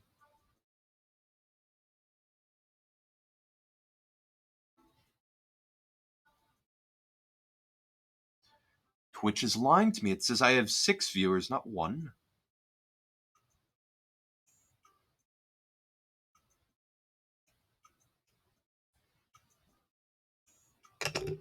Alright, black is saying I want to cut off your stones.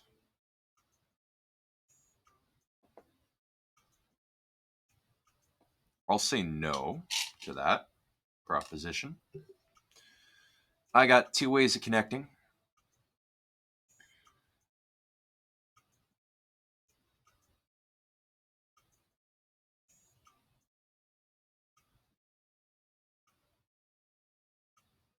Like, black is hoping for a kill right now. Hoping really badly for a kill. But there's no way. There's no way.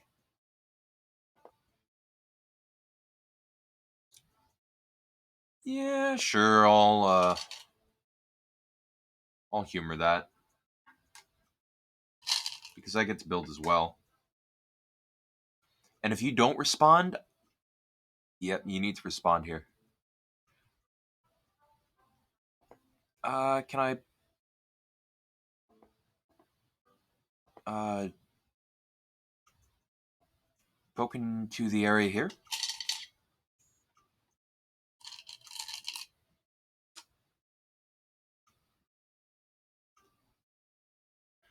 And build my own area up?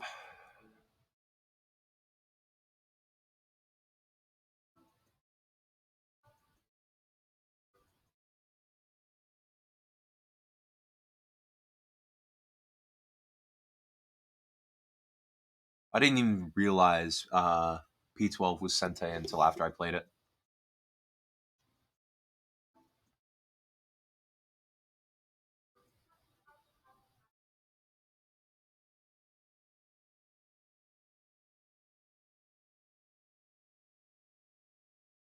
And I'm threatening to play G5 right here. I'm also threatening to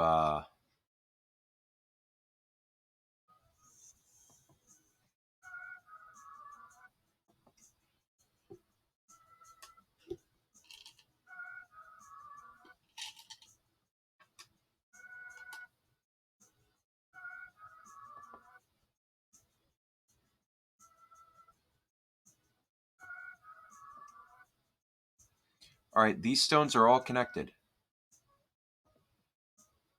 Bamboo joint,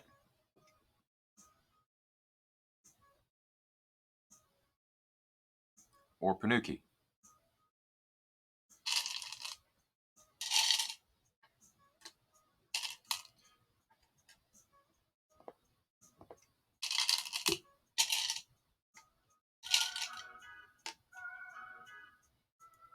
Admiring the attempt, though. It is Sente. Yeah, because I can play in right here and then threaten to just yeah. Can I come into your area this way? Get a Panuki there.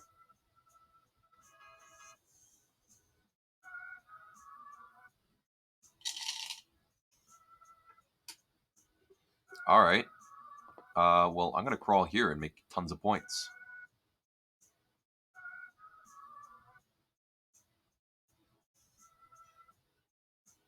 And if you don't respond, I play F6, which is huge.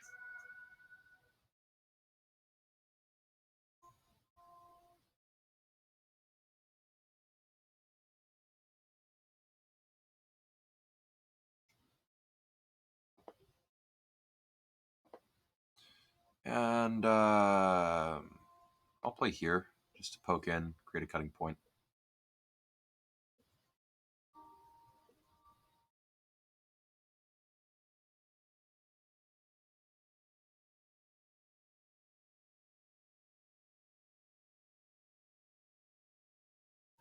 Wait, can I play F10? Is your plan mutual destruction?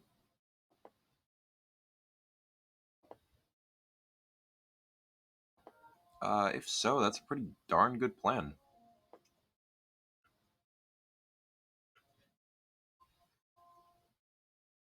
Although I will cut you if you go and try to go and do that. And my reduction is larger than yours, I think. Because my reduction. Yeah, that's pretty good. My reduction threatens to kill these two stones and make even more points. Your reduction, I can just play like F3, make table shape, and be done.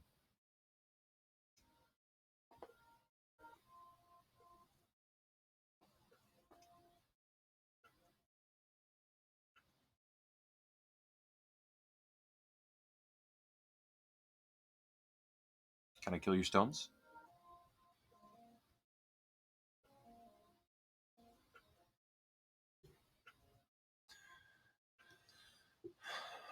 Okay,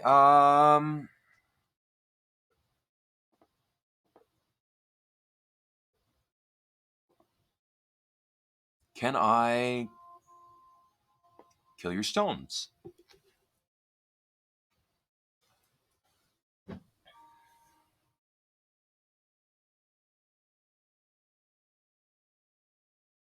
This is not the stones you think I'm going to kill, though.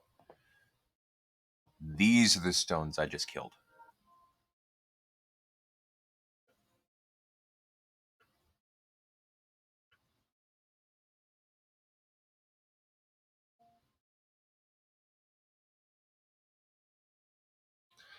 There are a couple of moves I probably should have played before then, but that was a pretty large one.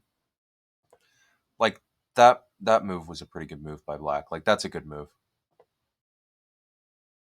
Um, I'll play here though. Just ignore it. Does...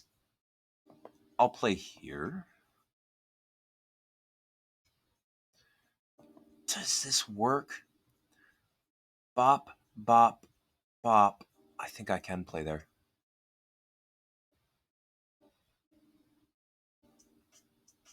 I think I can play there.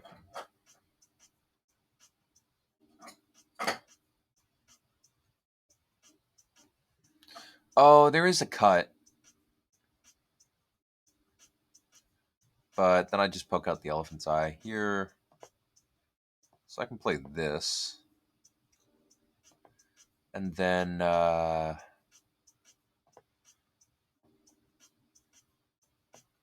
play this one.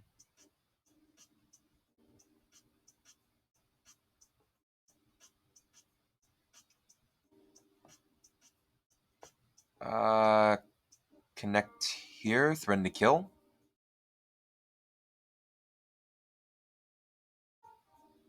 I'm threatening to kill you.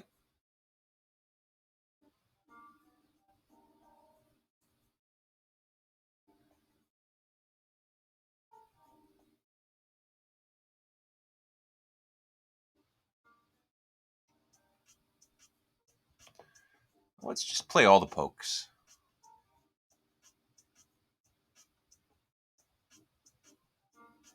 This one's not large.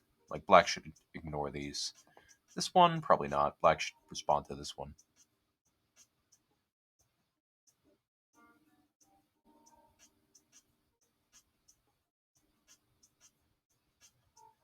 This one, if I get G16, that's pretty large. After this, I'll go back and fix here. Yeah, I'll just fix here.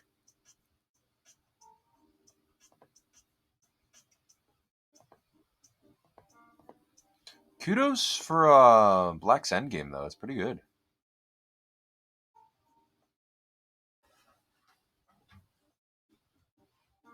Like, I gotta say, that was pretty good endgame by Black.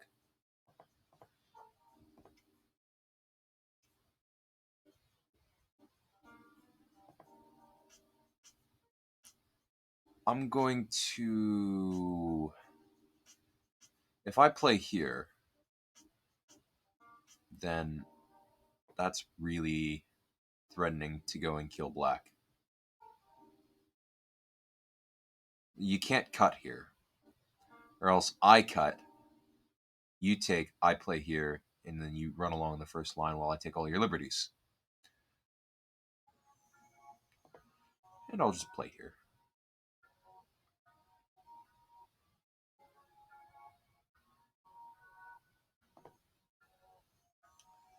And it looks like I've won by pretty good margin.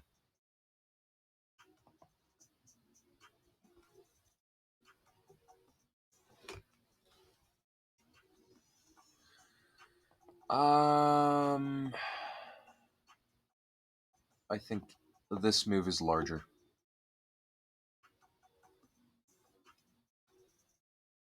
I think this move is fairly large. And then I gotta be wary of snapbacks here. Like, if Black plays here and I play away, Black can play here and then capture my stone. So I gotta play here. So I don't get snapbacked.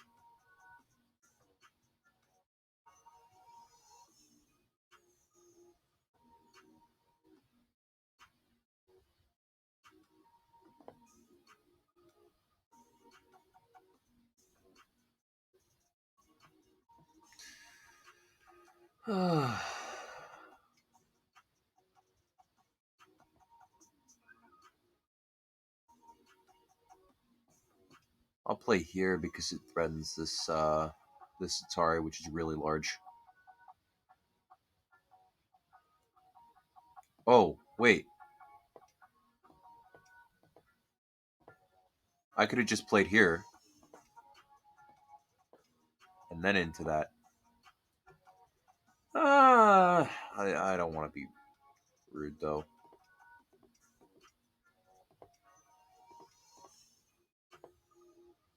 Yeah. Defend yourself. Defend yourself.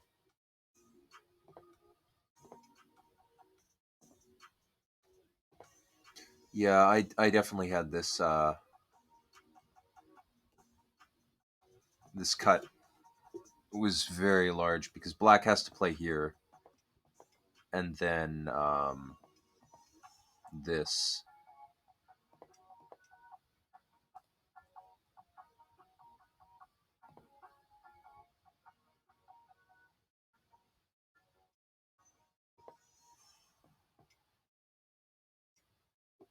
I'll play here. I don't mind.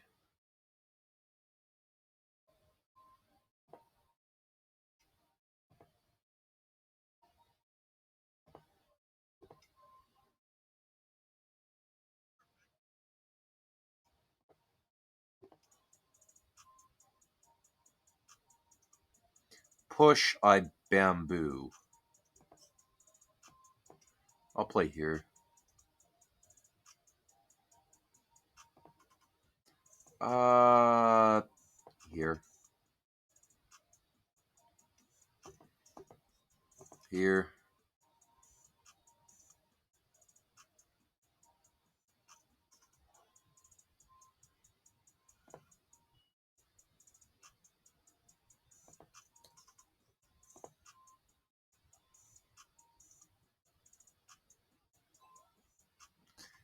Hello, Goatee. How are you doing today?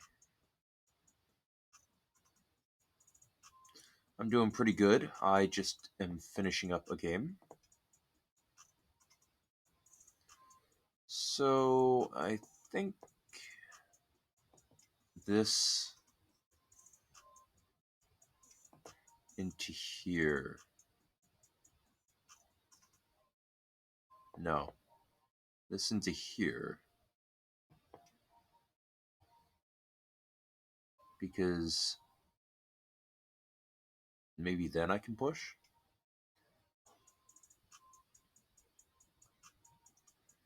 Alright,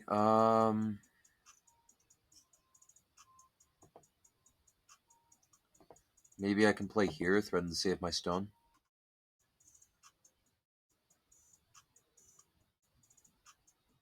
It's free. What else can I play?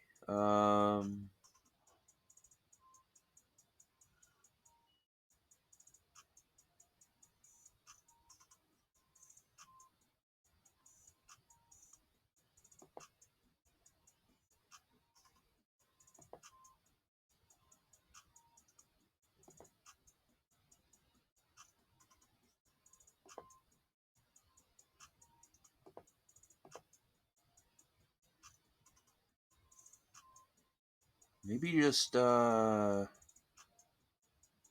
mean, this is 1 point, so I guess I could play here. I'll take this.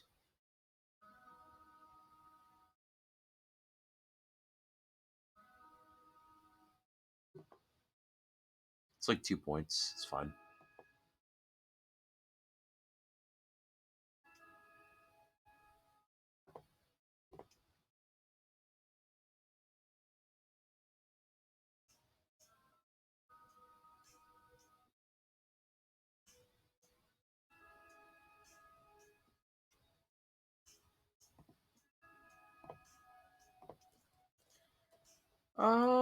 Maybe here would have been better because that's 1 point in reverse Sente, and that means it's 2 points. Right? I also got like E8. E8's like 1 point. Yeah, you know what? I'll get rid of that 1 point right now.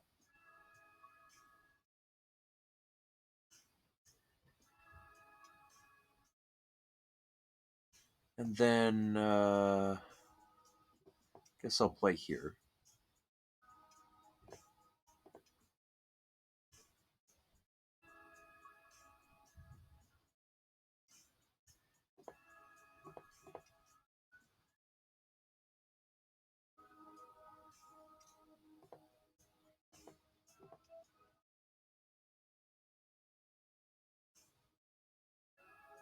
Anything else?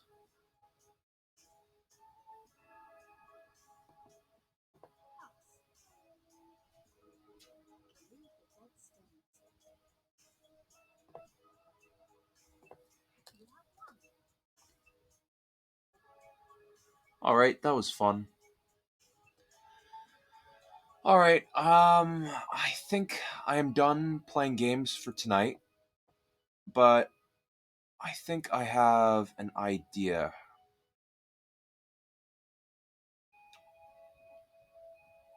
It's 5:07. I don't quite feel like going to bed. Or not 8:07. It's 8:07. Okay. So where's my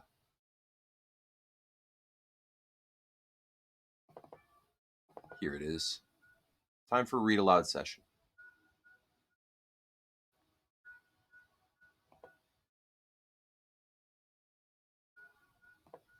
Was I on 1 point?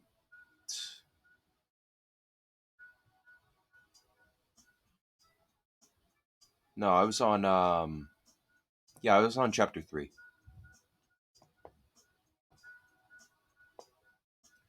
All right, so we're going to be doing some nice reading aloud.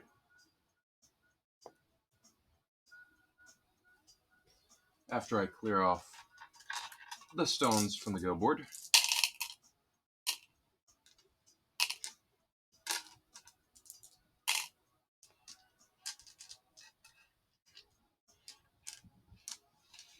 I'm trying to get better at playing good shape. As I've been told by my I guess at this point I could call him my teacher, Jimmy Ko, has kind of taken me under his wing, and he's been playing teaching games against me and giving me recommendations and some advice. He recommended I read this book, Shape Up, so I've been reading it aloud on stream. I figure if I'm not taking the advice, then probably bad if I don't take the advice. So I'll read a chapter of this aloud and then go to bed. It'll probably take about 50 minutes to 30 minutes. Hour tops. Chapter 3. Close range play. Imagine you move to a large city.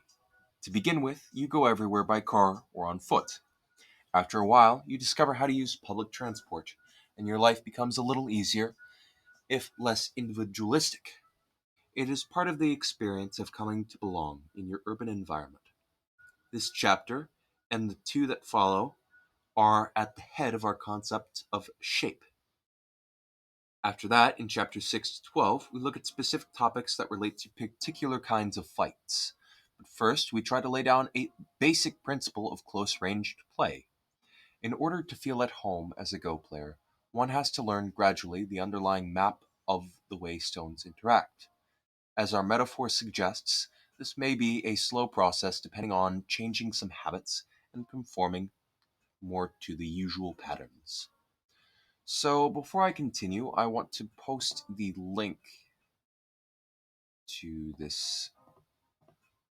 I received a link from Jimmy Ko.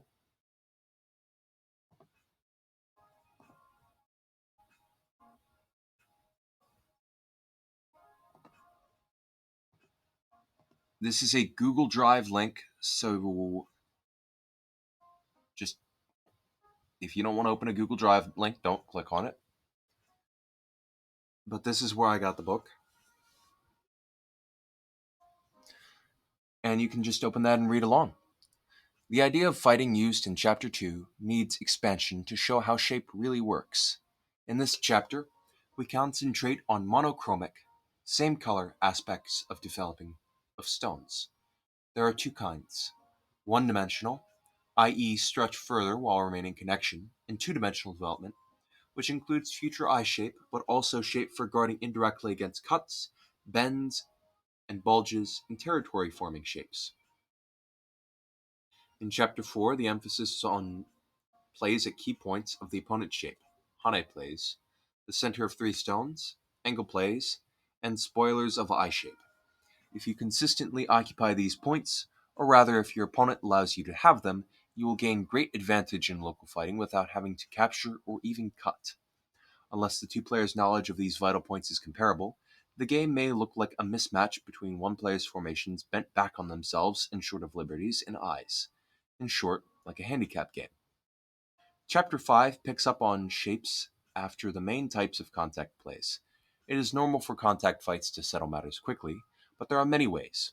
We emphasize getting off to a good start in such fights. Tactical aspects of connections. This chapter goes into problems of developing your stones, taking into account short range effects. When it comes to uh, ladders, loose stones, or nets, close range have to be taken with a pinch of salt. So it looks like Black has these 3 small knights. White has slapped one of them and has tried to cut them apart, but there's a ladder here. So this triple knights move right here cannot be cut because ladders go to knights move stone.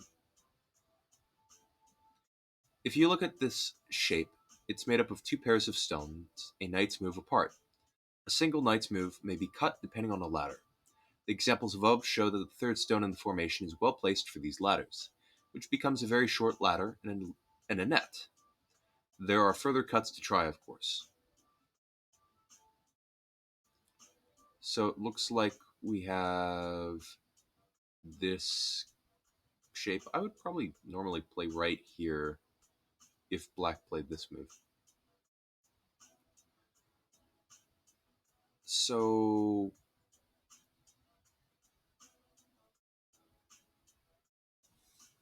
Black extends, White jumps, extends, Hane extends, and then follows. This is an Atari. However, once it extends down, you're threatening to play at A, so 9 happens. 10 happens. Um, because throw in, capture, Atari, connect, Hane captures those stones. And then 12 is here. 13 is here. 14 is here. 15 is here. 16 is here. I don't get this move because it feels like Black can just capture.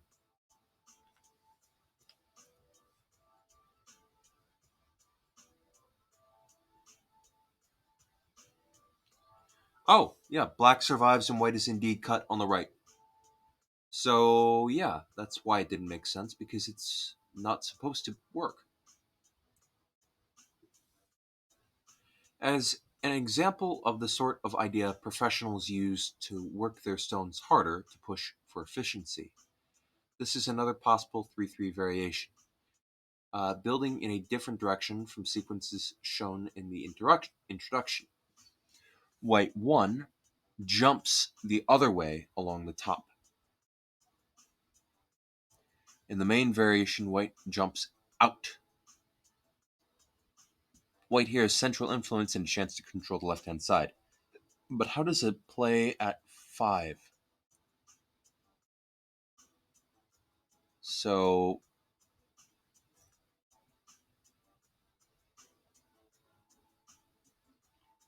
looks interesting. And then the push and the cut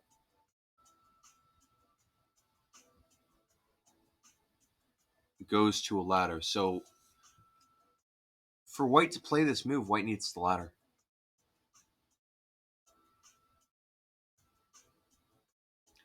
Black's play does not depend. White's play does not depend on any ladder. Strictly depend on any ladder. If Black tries to cut White, White has in mind the possible sacrifice sequence on the right. All right. One, two, three, and then you ladder in the other direction.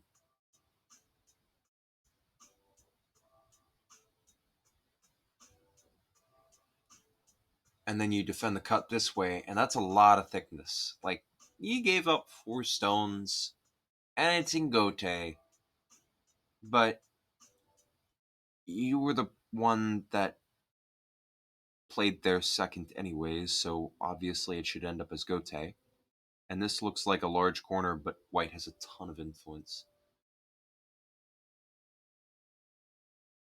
If black cuts white, the sacrifice is okay if the letter is bad. So much central strength for white would completely change the middle game. This is a one-way street, of course. It is natural for black to push out with 15 to leave cutting points for later. Of course, black's 17 cannot be omitted, and then white makes good shape with 18. Being able to see such sequences makes for more flexibility. For example, white wouldn't need to worry so much about a ladder breaker. They may involve ladders, loose ladders, nets, and netting plays that turn into squeezes. In that sense, fundamental capture tactics interlocked with the fundamental shape question of 2.5 is of how do I connect? The next section looks at a complex example of this kind. A one-point jump and extended study. Questions of breadth of choice come up just as much as depth of reading. The complexity of Go isn't all of one piece. If you find it irritating me told good shape is intuitive, you may find the details of analytics helpful.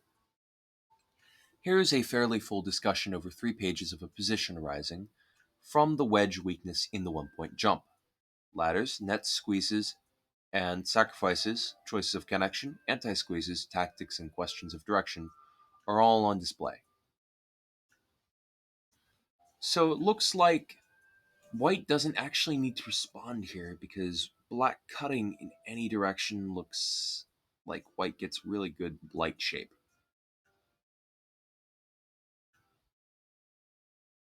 Oh, but now the book shows that white is protecting. White is the mark stone here to support and black tries the wedge. There is quite a range of replies to be tried for white 4.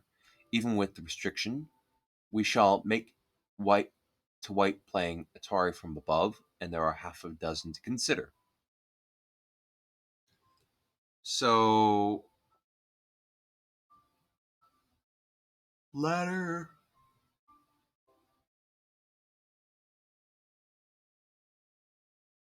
Yeah, there's a loose ladder here. So E defends, D defends, F defends, but I don't like F. C, I think I like a good amount.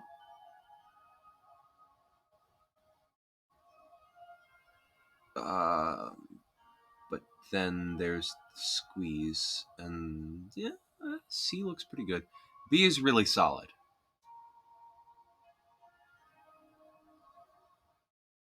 and I don't like A.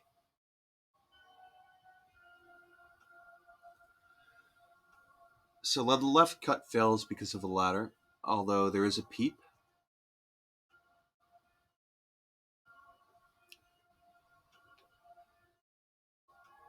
If black pushes to the right, A, where's A? A is not well placed.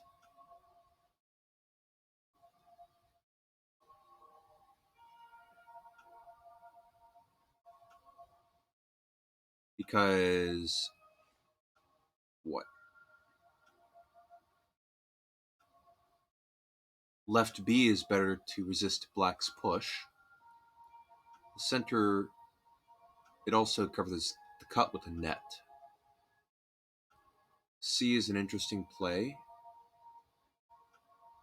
because push, bop, bop, bop, bop, bop, bop, bop, bop, bop, and then defend the cut.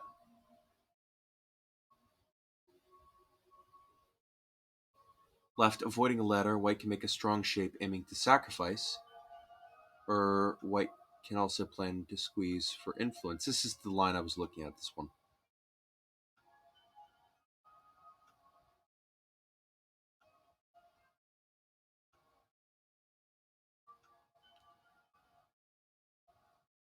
And then there's me, I cut.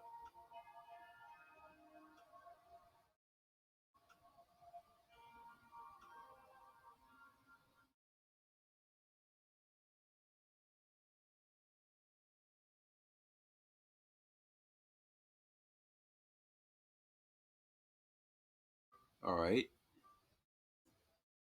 1, 2, 3, 4, 5, 6, 7, 8.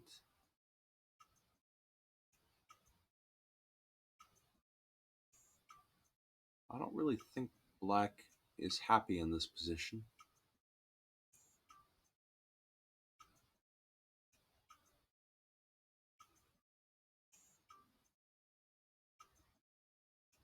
Runs into a net.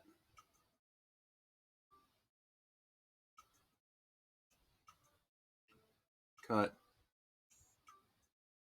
Net. Squeeze. 8 here? What is 8?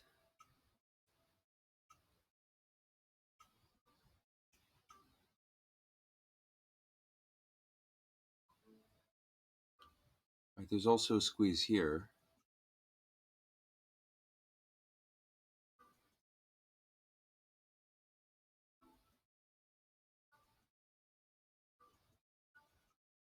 And you gotta connect here, though.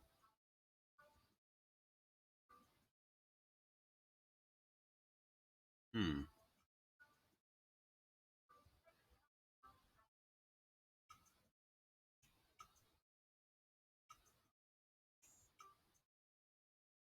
And then you play here. So it looks like with these squeezes, you're getting a lot of cutting points.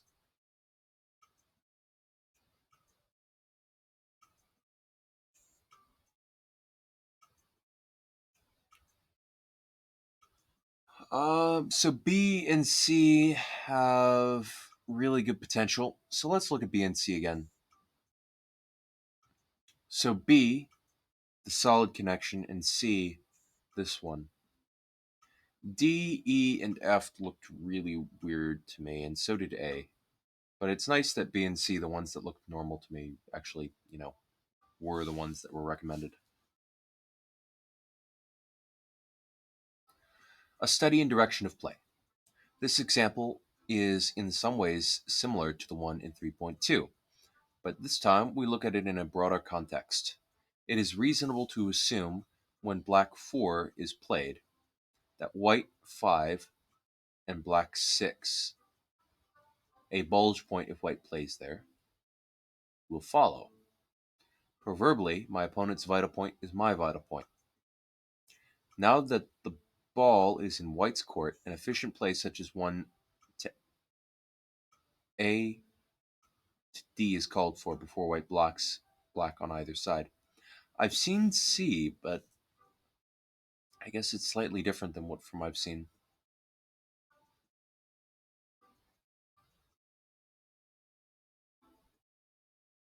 So table and then block.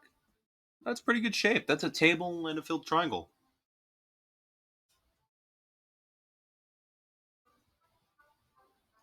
And it looks like 7 is a high table. I think it is. White 7 forms the table shape, which was discussed in Chapter 1. Here it seems slightly less efficient than black on the right, or than B on the right. If black is continues in just the same way, there is 7 appears less solid, but it is a one-line gain in enclosing the left side, made by treating the triangle stone lightly. Black has the choice of jumping out on the left side to prevent 9 as well.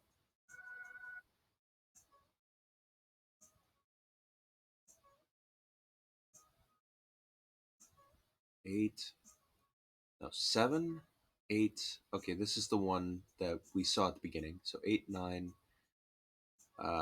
10, 11, 12, 13, 14, 15, 16, 17. Hmm.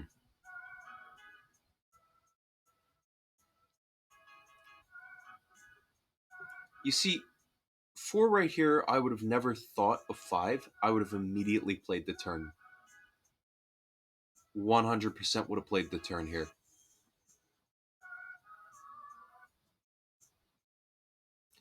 But I guess it does keep black pressed down low, so it does depend on the situation. Like if black wants to develop this area, I could see an argument for playing this jump instead.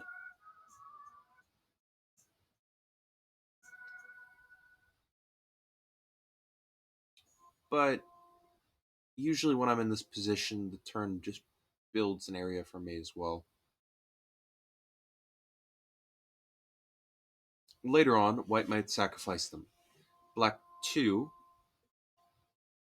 black 12 is good shape on the left side. Yeah, takes away this table shape and prevents black from getting surrounded. Black is preparing to build third line territory here with a jump. Where to play 13 is tricky, taking to account the endgame of black 14. This is an example of living go. This is another lively variation with black 12, a challenge to white. With 13 and 15, white will be able to close off the left-hand side. The mark stone in the center makes this strong tactic possible. I thought they mentioned that this normally wasn't a good shape to make. This wide, wide table. Double wide table, I think. With 13 and 15, white will be able to close off the left-hand side. Alright, well, what's this? The other choice, C and D, have in common that they protect against the cuts by mean of ladders. So 7, 8, 9, 10, 11, 12, 13. And then that just ladders down to here. So interestingly, if white plays here and black plays here, that's a forcing move. I would have never known that. That is a weird forcing move. That's really cool.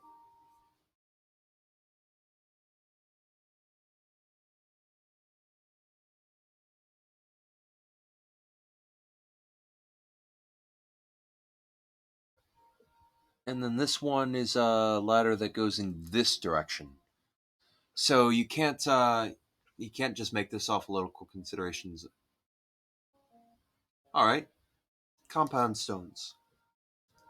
Imagine a single stone sitting in the middle of the board somewhere.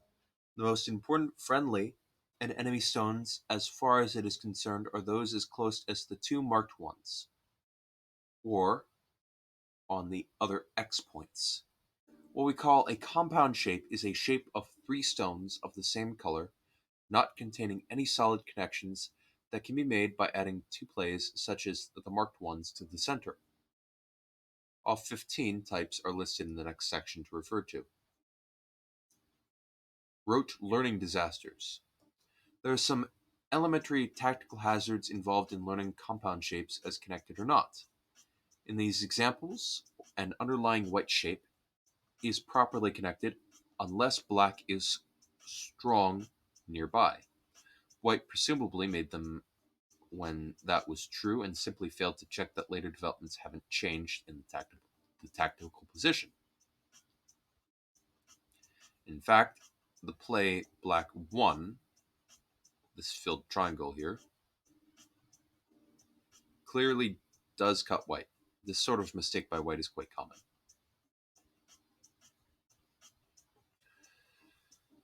This is the most common shape for running out into the center, and this formation has hidden depth. I saw this in a lecture in I do need to finish that lecture at some point. So wedge, Atari, extend, play here, cut. And if you connect on this side,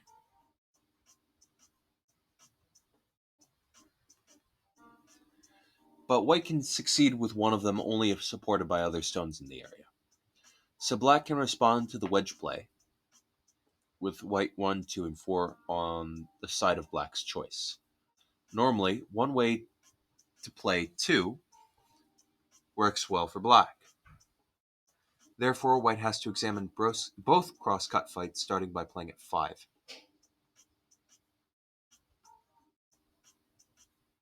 Black has the further option of sacrificing the marked stone and continuing with A or B for a net and squeeze.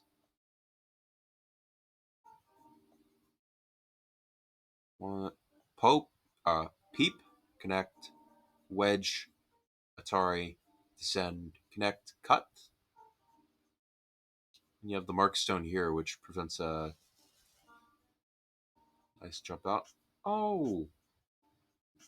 Wedge, Atari, ignore the Atari and wedge here.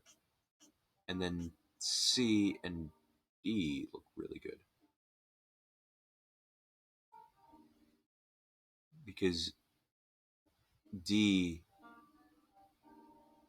makes Mii to bring either of these two out and then cut this group apart.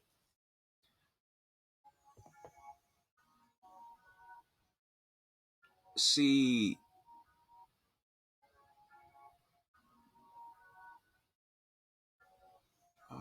Yeah, they both look good.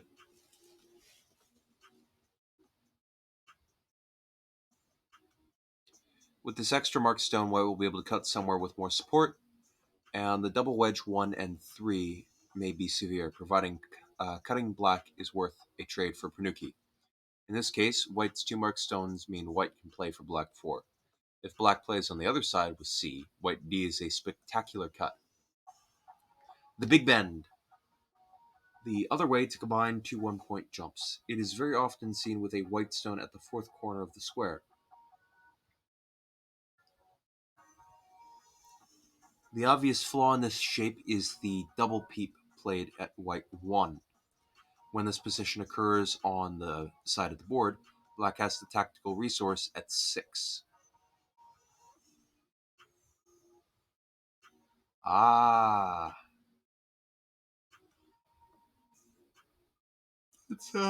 it's quite the slap. That is quite the slap.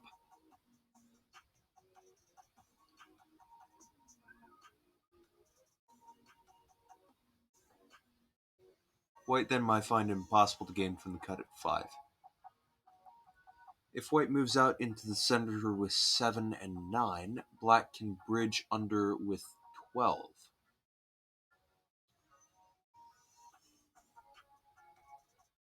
Normally this fight will go well for black. On the right, outright resistance will be a simple failure, and white will just die.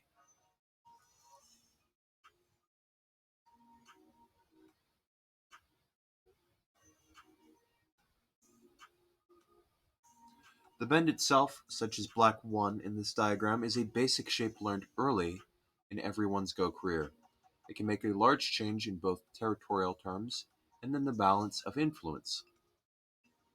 I've seen this one change the balance of influence so much. Like in the 2-space high enclosure, and then when the approach is played off of that, and then the attachment Joseki, and then after that turn, it just feels really hard to invade that area. I've seen that strategy played multiple times in my games. The diagonal play protects against the wedge. Adding a diagonal play normally covers the wedge weakness in the 1-point jump and also allows a switch of direction, but this shape isn't always good.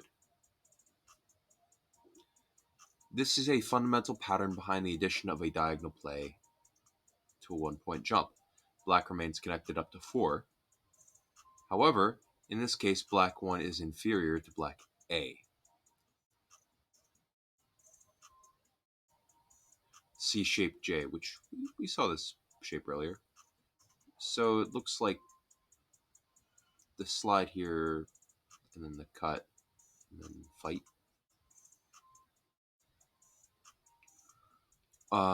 White can play at 2 on the key angle. Next, white A is good, or the peep on the left. Adding a knight's move, cover. This is not a shape that is generally recommended, but it has its special uses as an alternative to the big bend.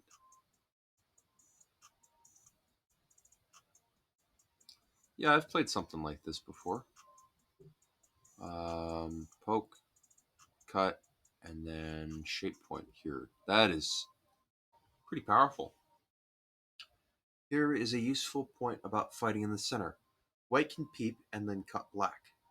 However, black's knight move has the advantage that black 4 is connected to the stone next to it, which is therefore better placed when it was standing rather than A. After black 6, it is a hard fight, but black is doing well. White cannot immediately expect to push through at A and cut. The light knight's move extension.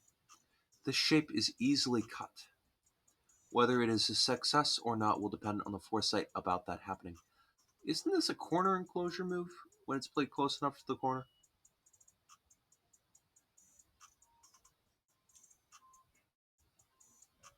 It is usually disastrous for black to be cut, as in the left-hand diagram. White 2 follows the proverb of 7.5, striking at the waist of the knight's move. Black can reinforce on the right, but the exchange of 1 for 2, there is a loss.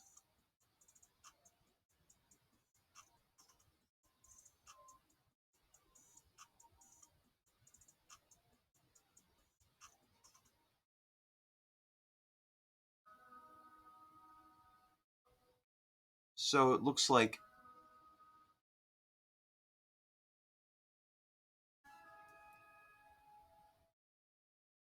one, two, three, four, five, six, 7, 8. It is usually disastrous for black to be cut, as in the left-hand diagram. White 2 follows the proverb, striking the knight's weight, but the exchange of 1 for 2, there's a loss. 2 diagonal plays for running out. This is a conservative play for running in the center. I would rather not play that. I would play this one, the one space jump. So black is developed on both sides, but white will be able to play next to A or B. This 3 crows formation in the corner has a weak point at the 3-3 point. After black 2, white has a big center endgame play. Black finds it hard to resist. This is an example of a large corner that may be slightly too large for comfort. The bulge shape. This shape is powerful in one direction, but has an obvious weakness in the other, at the point completing the potential eye.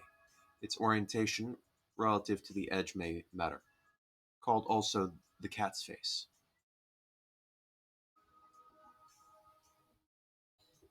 So 1, 2, and then here, and then ko. It's a 75% of a panuki. Oh, the tiger's mouth, also the cat's face. Hey, if you have 2 cat's faces, it's called the tiger's mouth. That's cool. But that doesn't apply, it should be developed into 1. On the left here, white 1 is good, even though black can peep at A.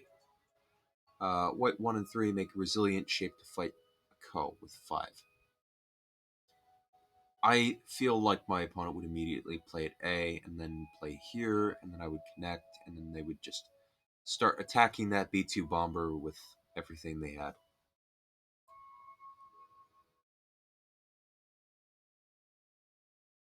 I would play the peeps, but I wouldn't try to attack it to kill it. I would just attack it for profit. Alright, what is this? So black has these stones. White plays this move into here for cuts. extends instead of the double hane, captures, push, connect, ascend, hane, and cut. It seems like there's a lot more cutting going on than I usually do. This left hanging connection for white 1 is excellent shape, as it preludes to a pushing battle in the center. White 5 creates the bulge shape. White will answer black at A or B, avoiding white C as an empty triangle. 1, 2, 3, 4. On the right, white 1.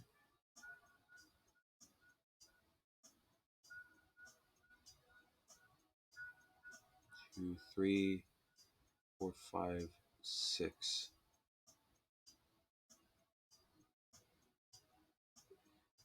Wasn't this a line Gosagan really liked, and then no other pro liked? This was. This was a line that Gosagan really liked, and no other pro at the time really liked. And then the AI came along and said, I agree with Gosagan. So I disagree with the book here. This is also a good shape for black, because the Panuki.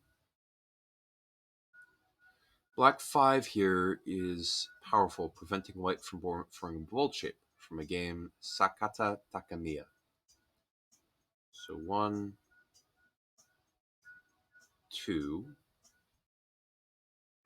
pincer, attach. Yeah, this is different from what we see in games nowadays. Like, it would be into the 3-3 white goes normally. Maximum shape. This is a thin but efficient shape that may be used for a maximum attack based on the diagonal attachment. I've seen this shape before. I saw this in a game today.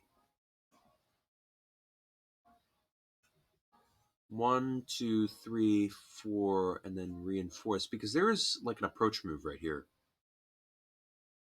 And then black descends.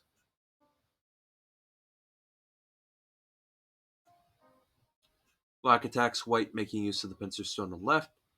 The reinforcement at 5 prevents the cut white 1 in the right hand diagram.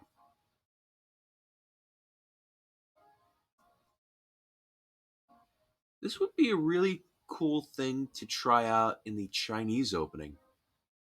Like, I could see myself trying this if I wanted to keep the corner and not make really super complicated stuff. I could see kicking, playing this move, and then jumping out like this. Like, I could see doing that.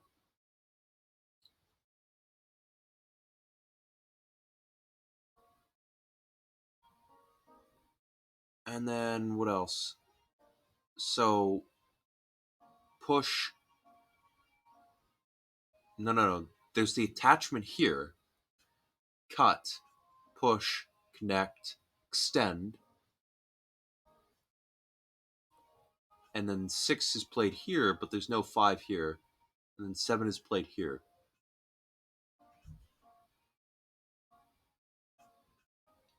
The reinforcement at 5 prevents the cut. Alright. Interesting. So that's the point of 5. So diagonal connection to the running knight's move. I've seen this one before. This shape has a common use in running fights as a corrected version of shape E, which I would assume is that point right there. So it looks like if white tries to cut it, there is a ladder.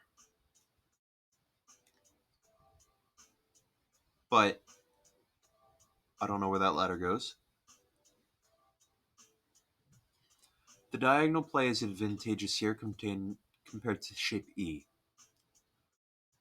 On the right, black plays 1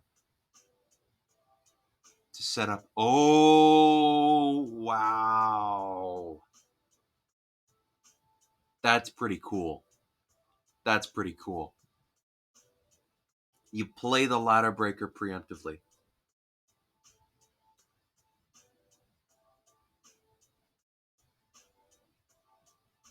That is some efficient shape.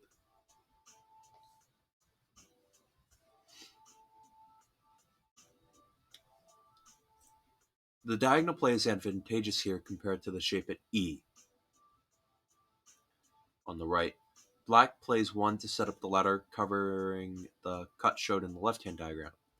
This shape works well in such a context, provided black can attack on the left-hand side. It is better than the sequence black A, white B, black C, white B.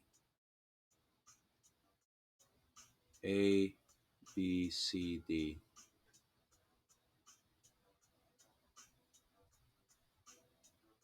Black A, white B, black C, white D.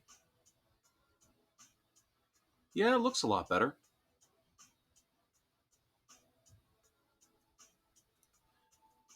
Because white just got a lot stronger here after that exchange, and then black is still fairly weak. So I can see why that would be better than the attachment.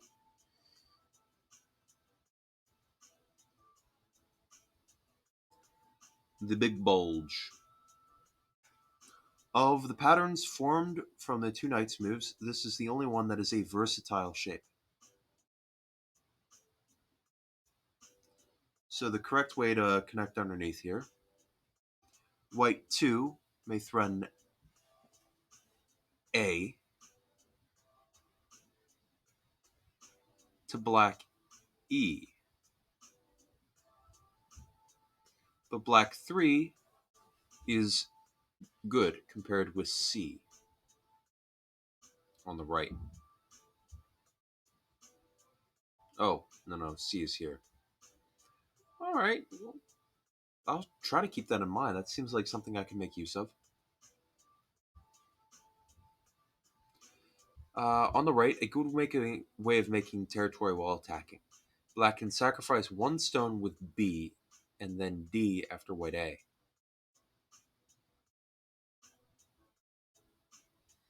Peep and then jump. And then you've got, hey, you got the shape. You got the large bulge right here. That's a good shape. And then white is a stick. So the dog's face, I always knew this as the dog's neck extension. So known as the steak bottle, look at the other way up. It is well connected, but worse than the big end for eye shape. By the way the progressions of face goes, cat, dog, horse, Loch Ness monster, and then dot dot dot. What's Loch Ness monster? What's Loch Ness monster? I want to see Loch Ness monster now. When okay. I know what it is. It's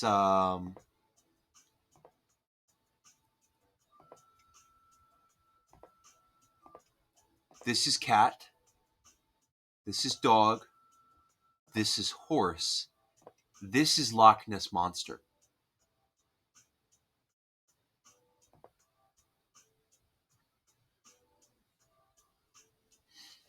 When black is capped by white's marked stone,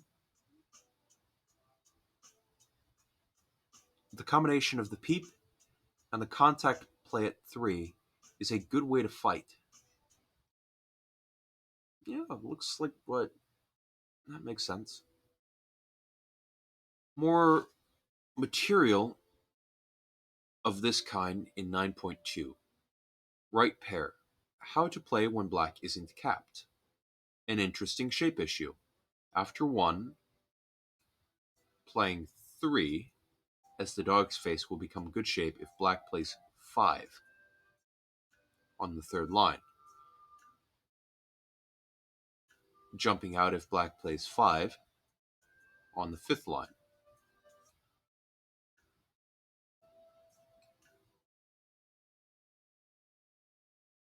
Usually, black should emit the peep and jump out first.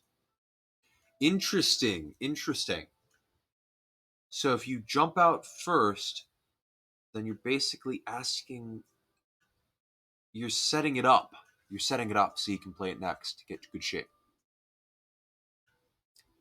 The odd diagonal. This is a special purpose shape. It tends to concede something in the way of key points, so it requires a local justification.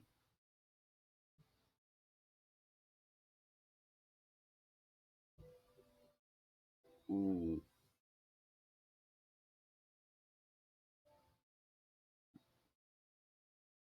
Your name is Catman. You should be making cat faces, not Loch Ness Monster faces. But I'm tempted as well. I'm really tempted now. I've never found a use for it.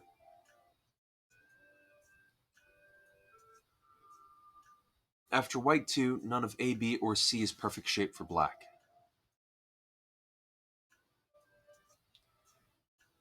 On the right, a very common example, black emerges into the center with an arrowhead shape. Looks like an empty triangle to me. If white 2 is at A instead, black B is good.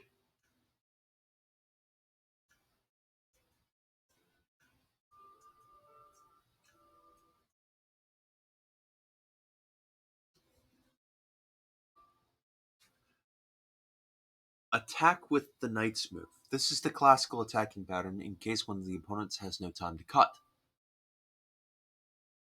Bop, bop, bop, bop. Interesting. There are in fact two ways of leaning in such an attack.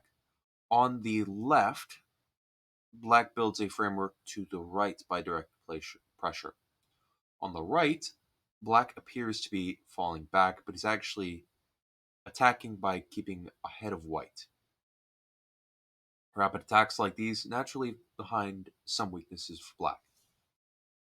But you could play like a move right there and get a double large bulge. That would be good shape. I won a game just by playing this all the way across the board once, and my Moyo was larger than white's. Rapid attacks like these naturally leave some weaknesses behind for black. The Flying V. Normally this is just a territorial shape in the bulge family, but it has an attacking reputation based on Bruce Wilcox's teaching. Okay, I've seen this before, and I've seen a lot of people miss this shape point. I wonder. I was always wondering how to go and punish this. Let's look at Josecopedia for a second. If so, bop, bop, bop, and then here. All right. It just says good for black. Um,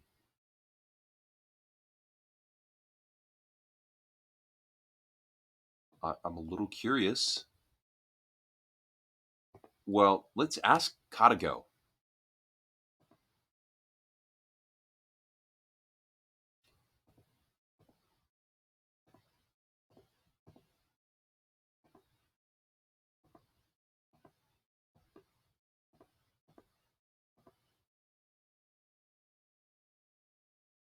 Oh, I shouldn't have played this way.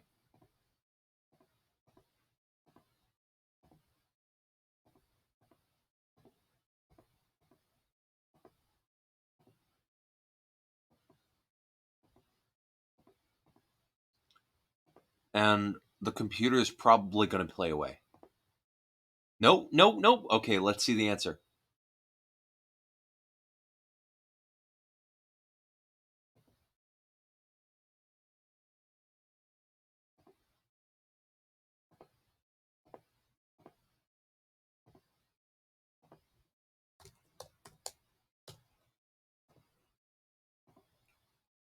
So we just saw this shape.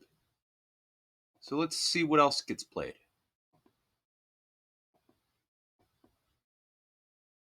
All right. So it looks like this is ideal, but black can pass. Katago says black can pass.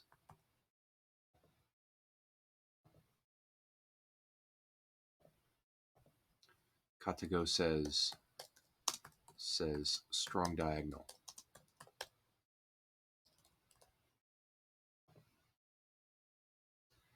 I got it recommended to me by a very strong player, a six dom.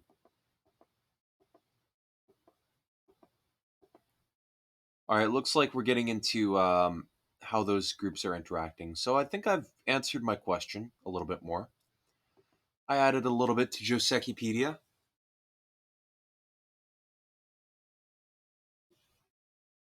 I also have a big problem with shape as well, so I need to go and learn a little more about it. So that's why I'm reading this. Here, 1 is correct shape, not A. It completes territory and stabilizes a group.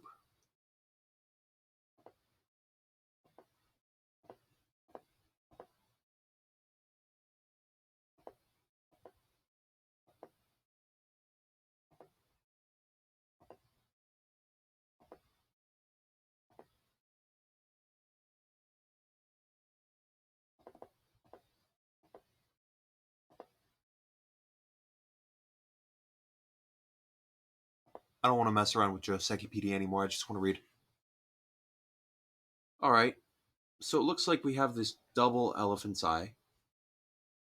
White has played here, poked out, and then we have this V shape, and then this other V shape here. The anonymous shape is not much seen in fighting.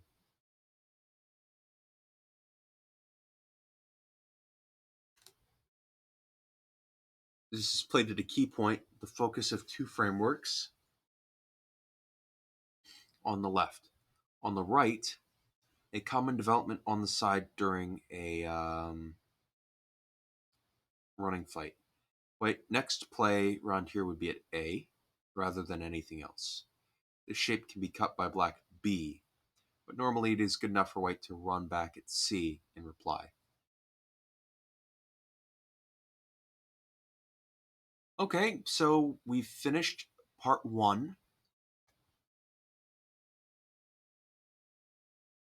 chapter 3. Okay. And I think that is going to be the end of the stream because it is getting quite late. So I'm going to perform a raid.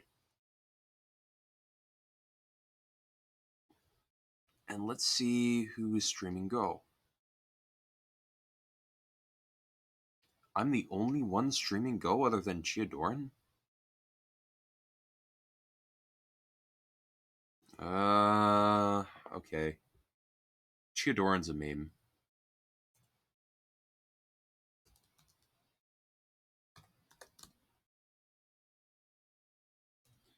Oh wait, no.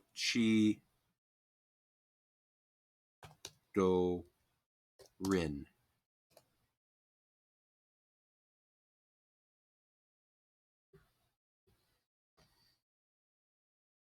I don't like raiding this channel. It is the last one I ever raid because I can't see the raid reactions. Alright, thank you for watching.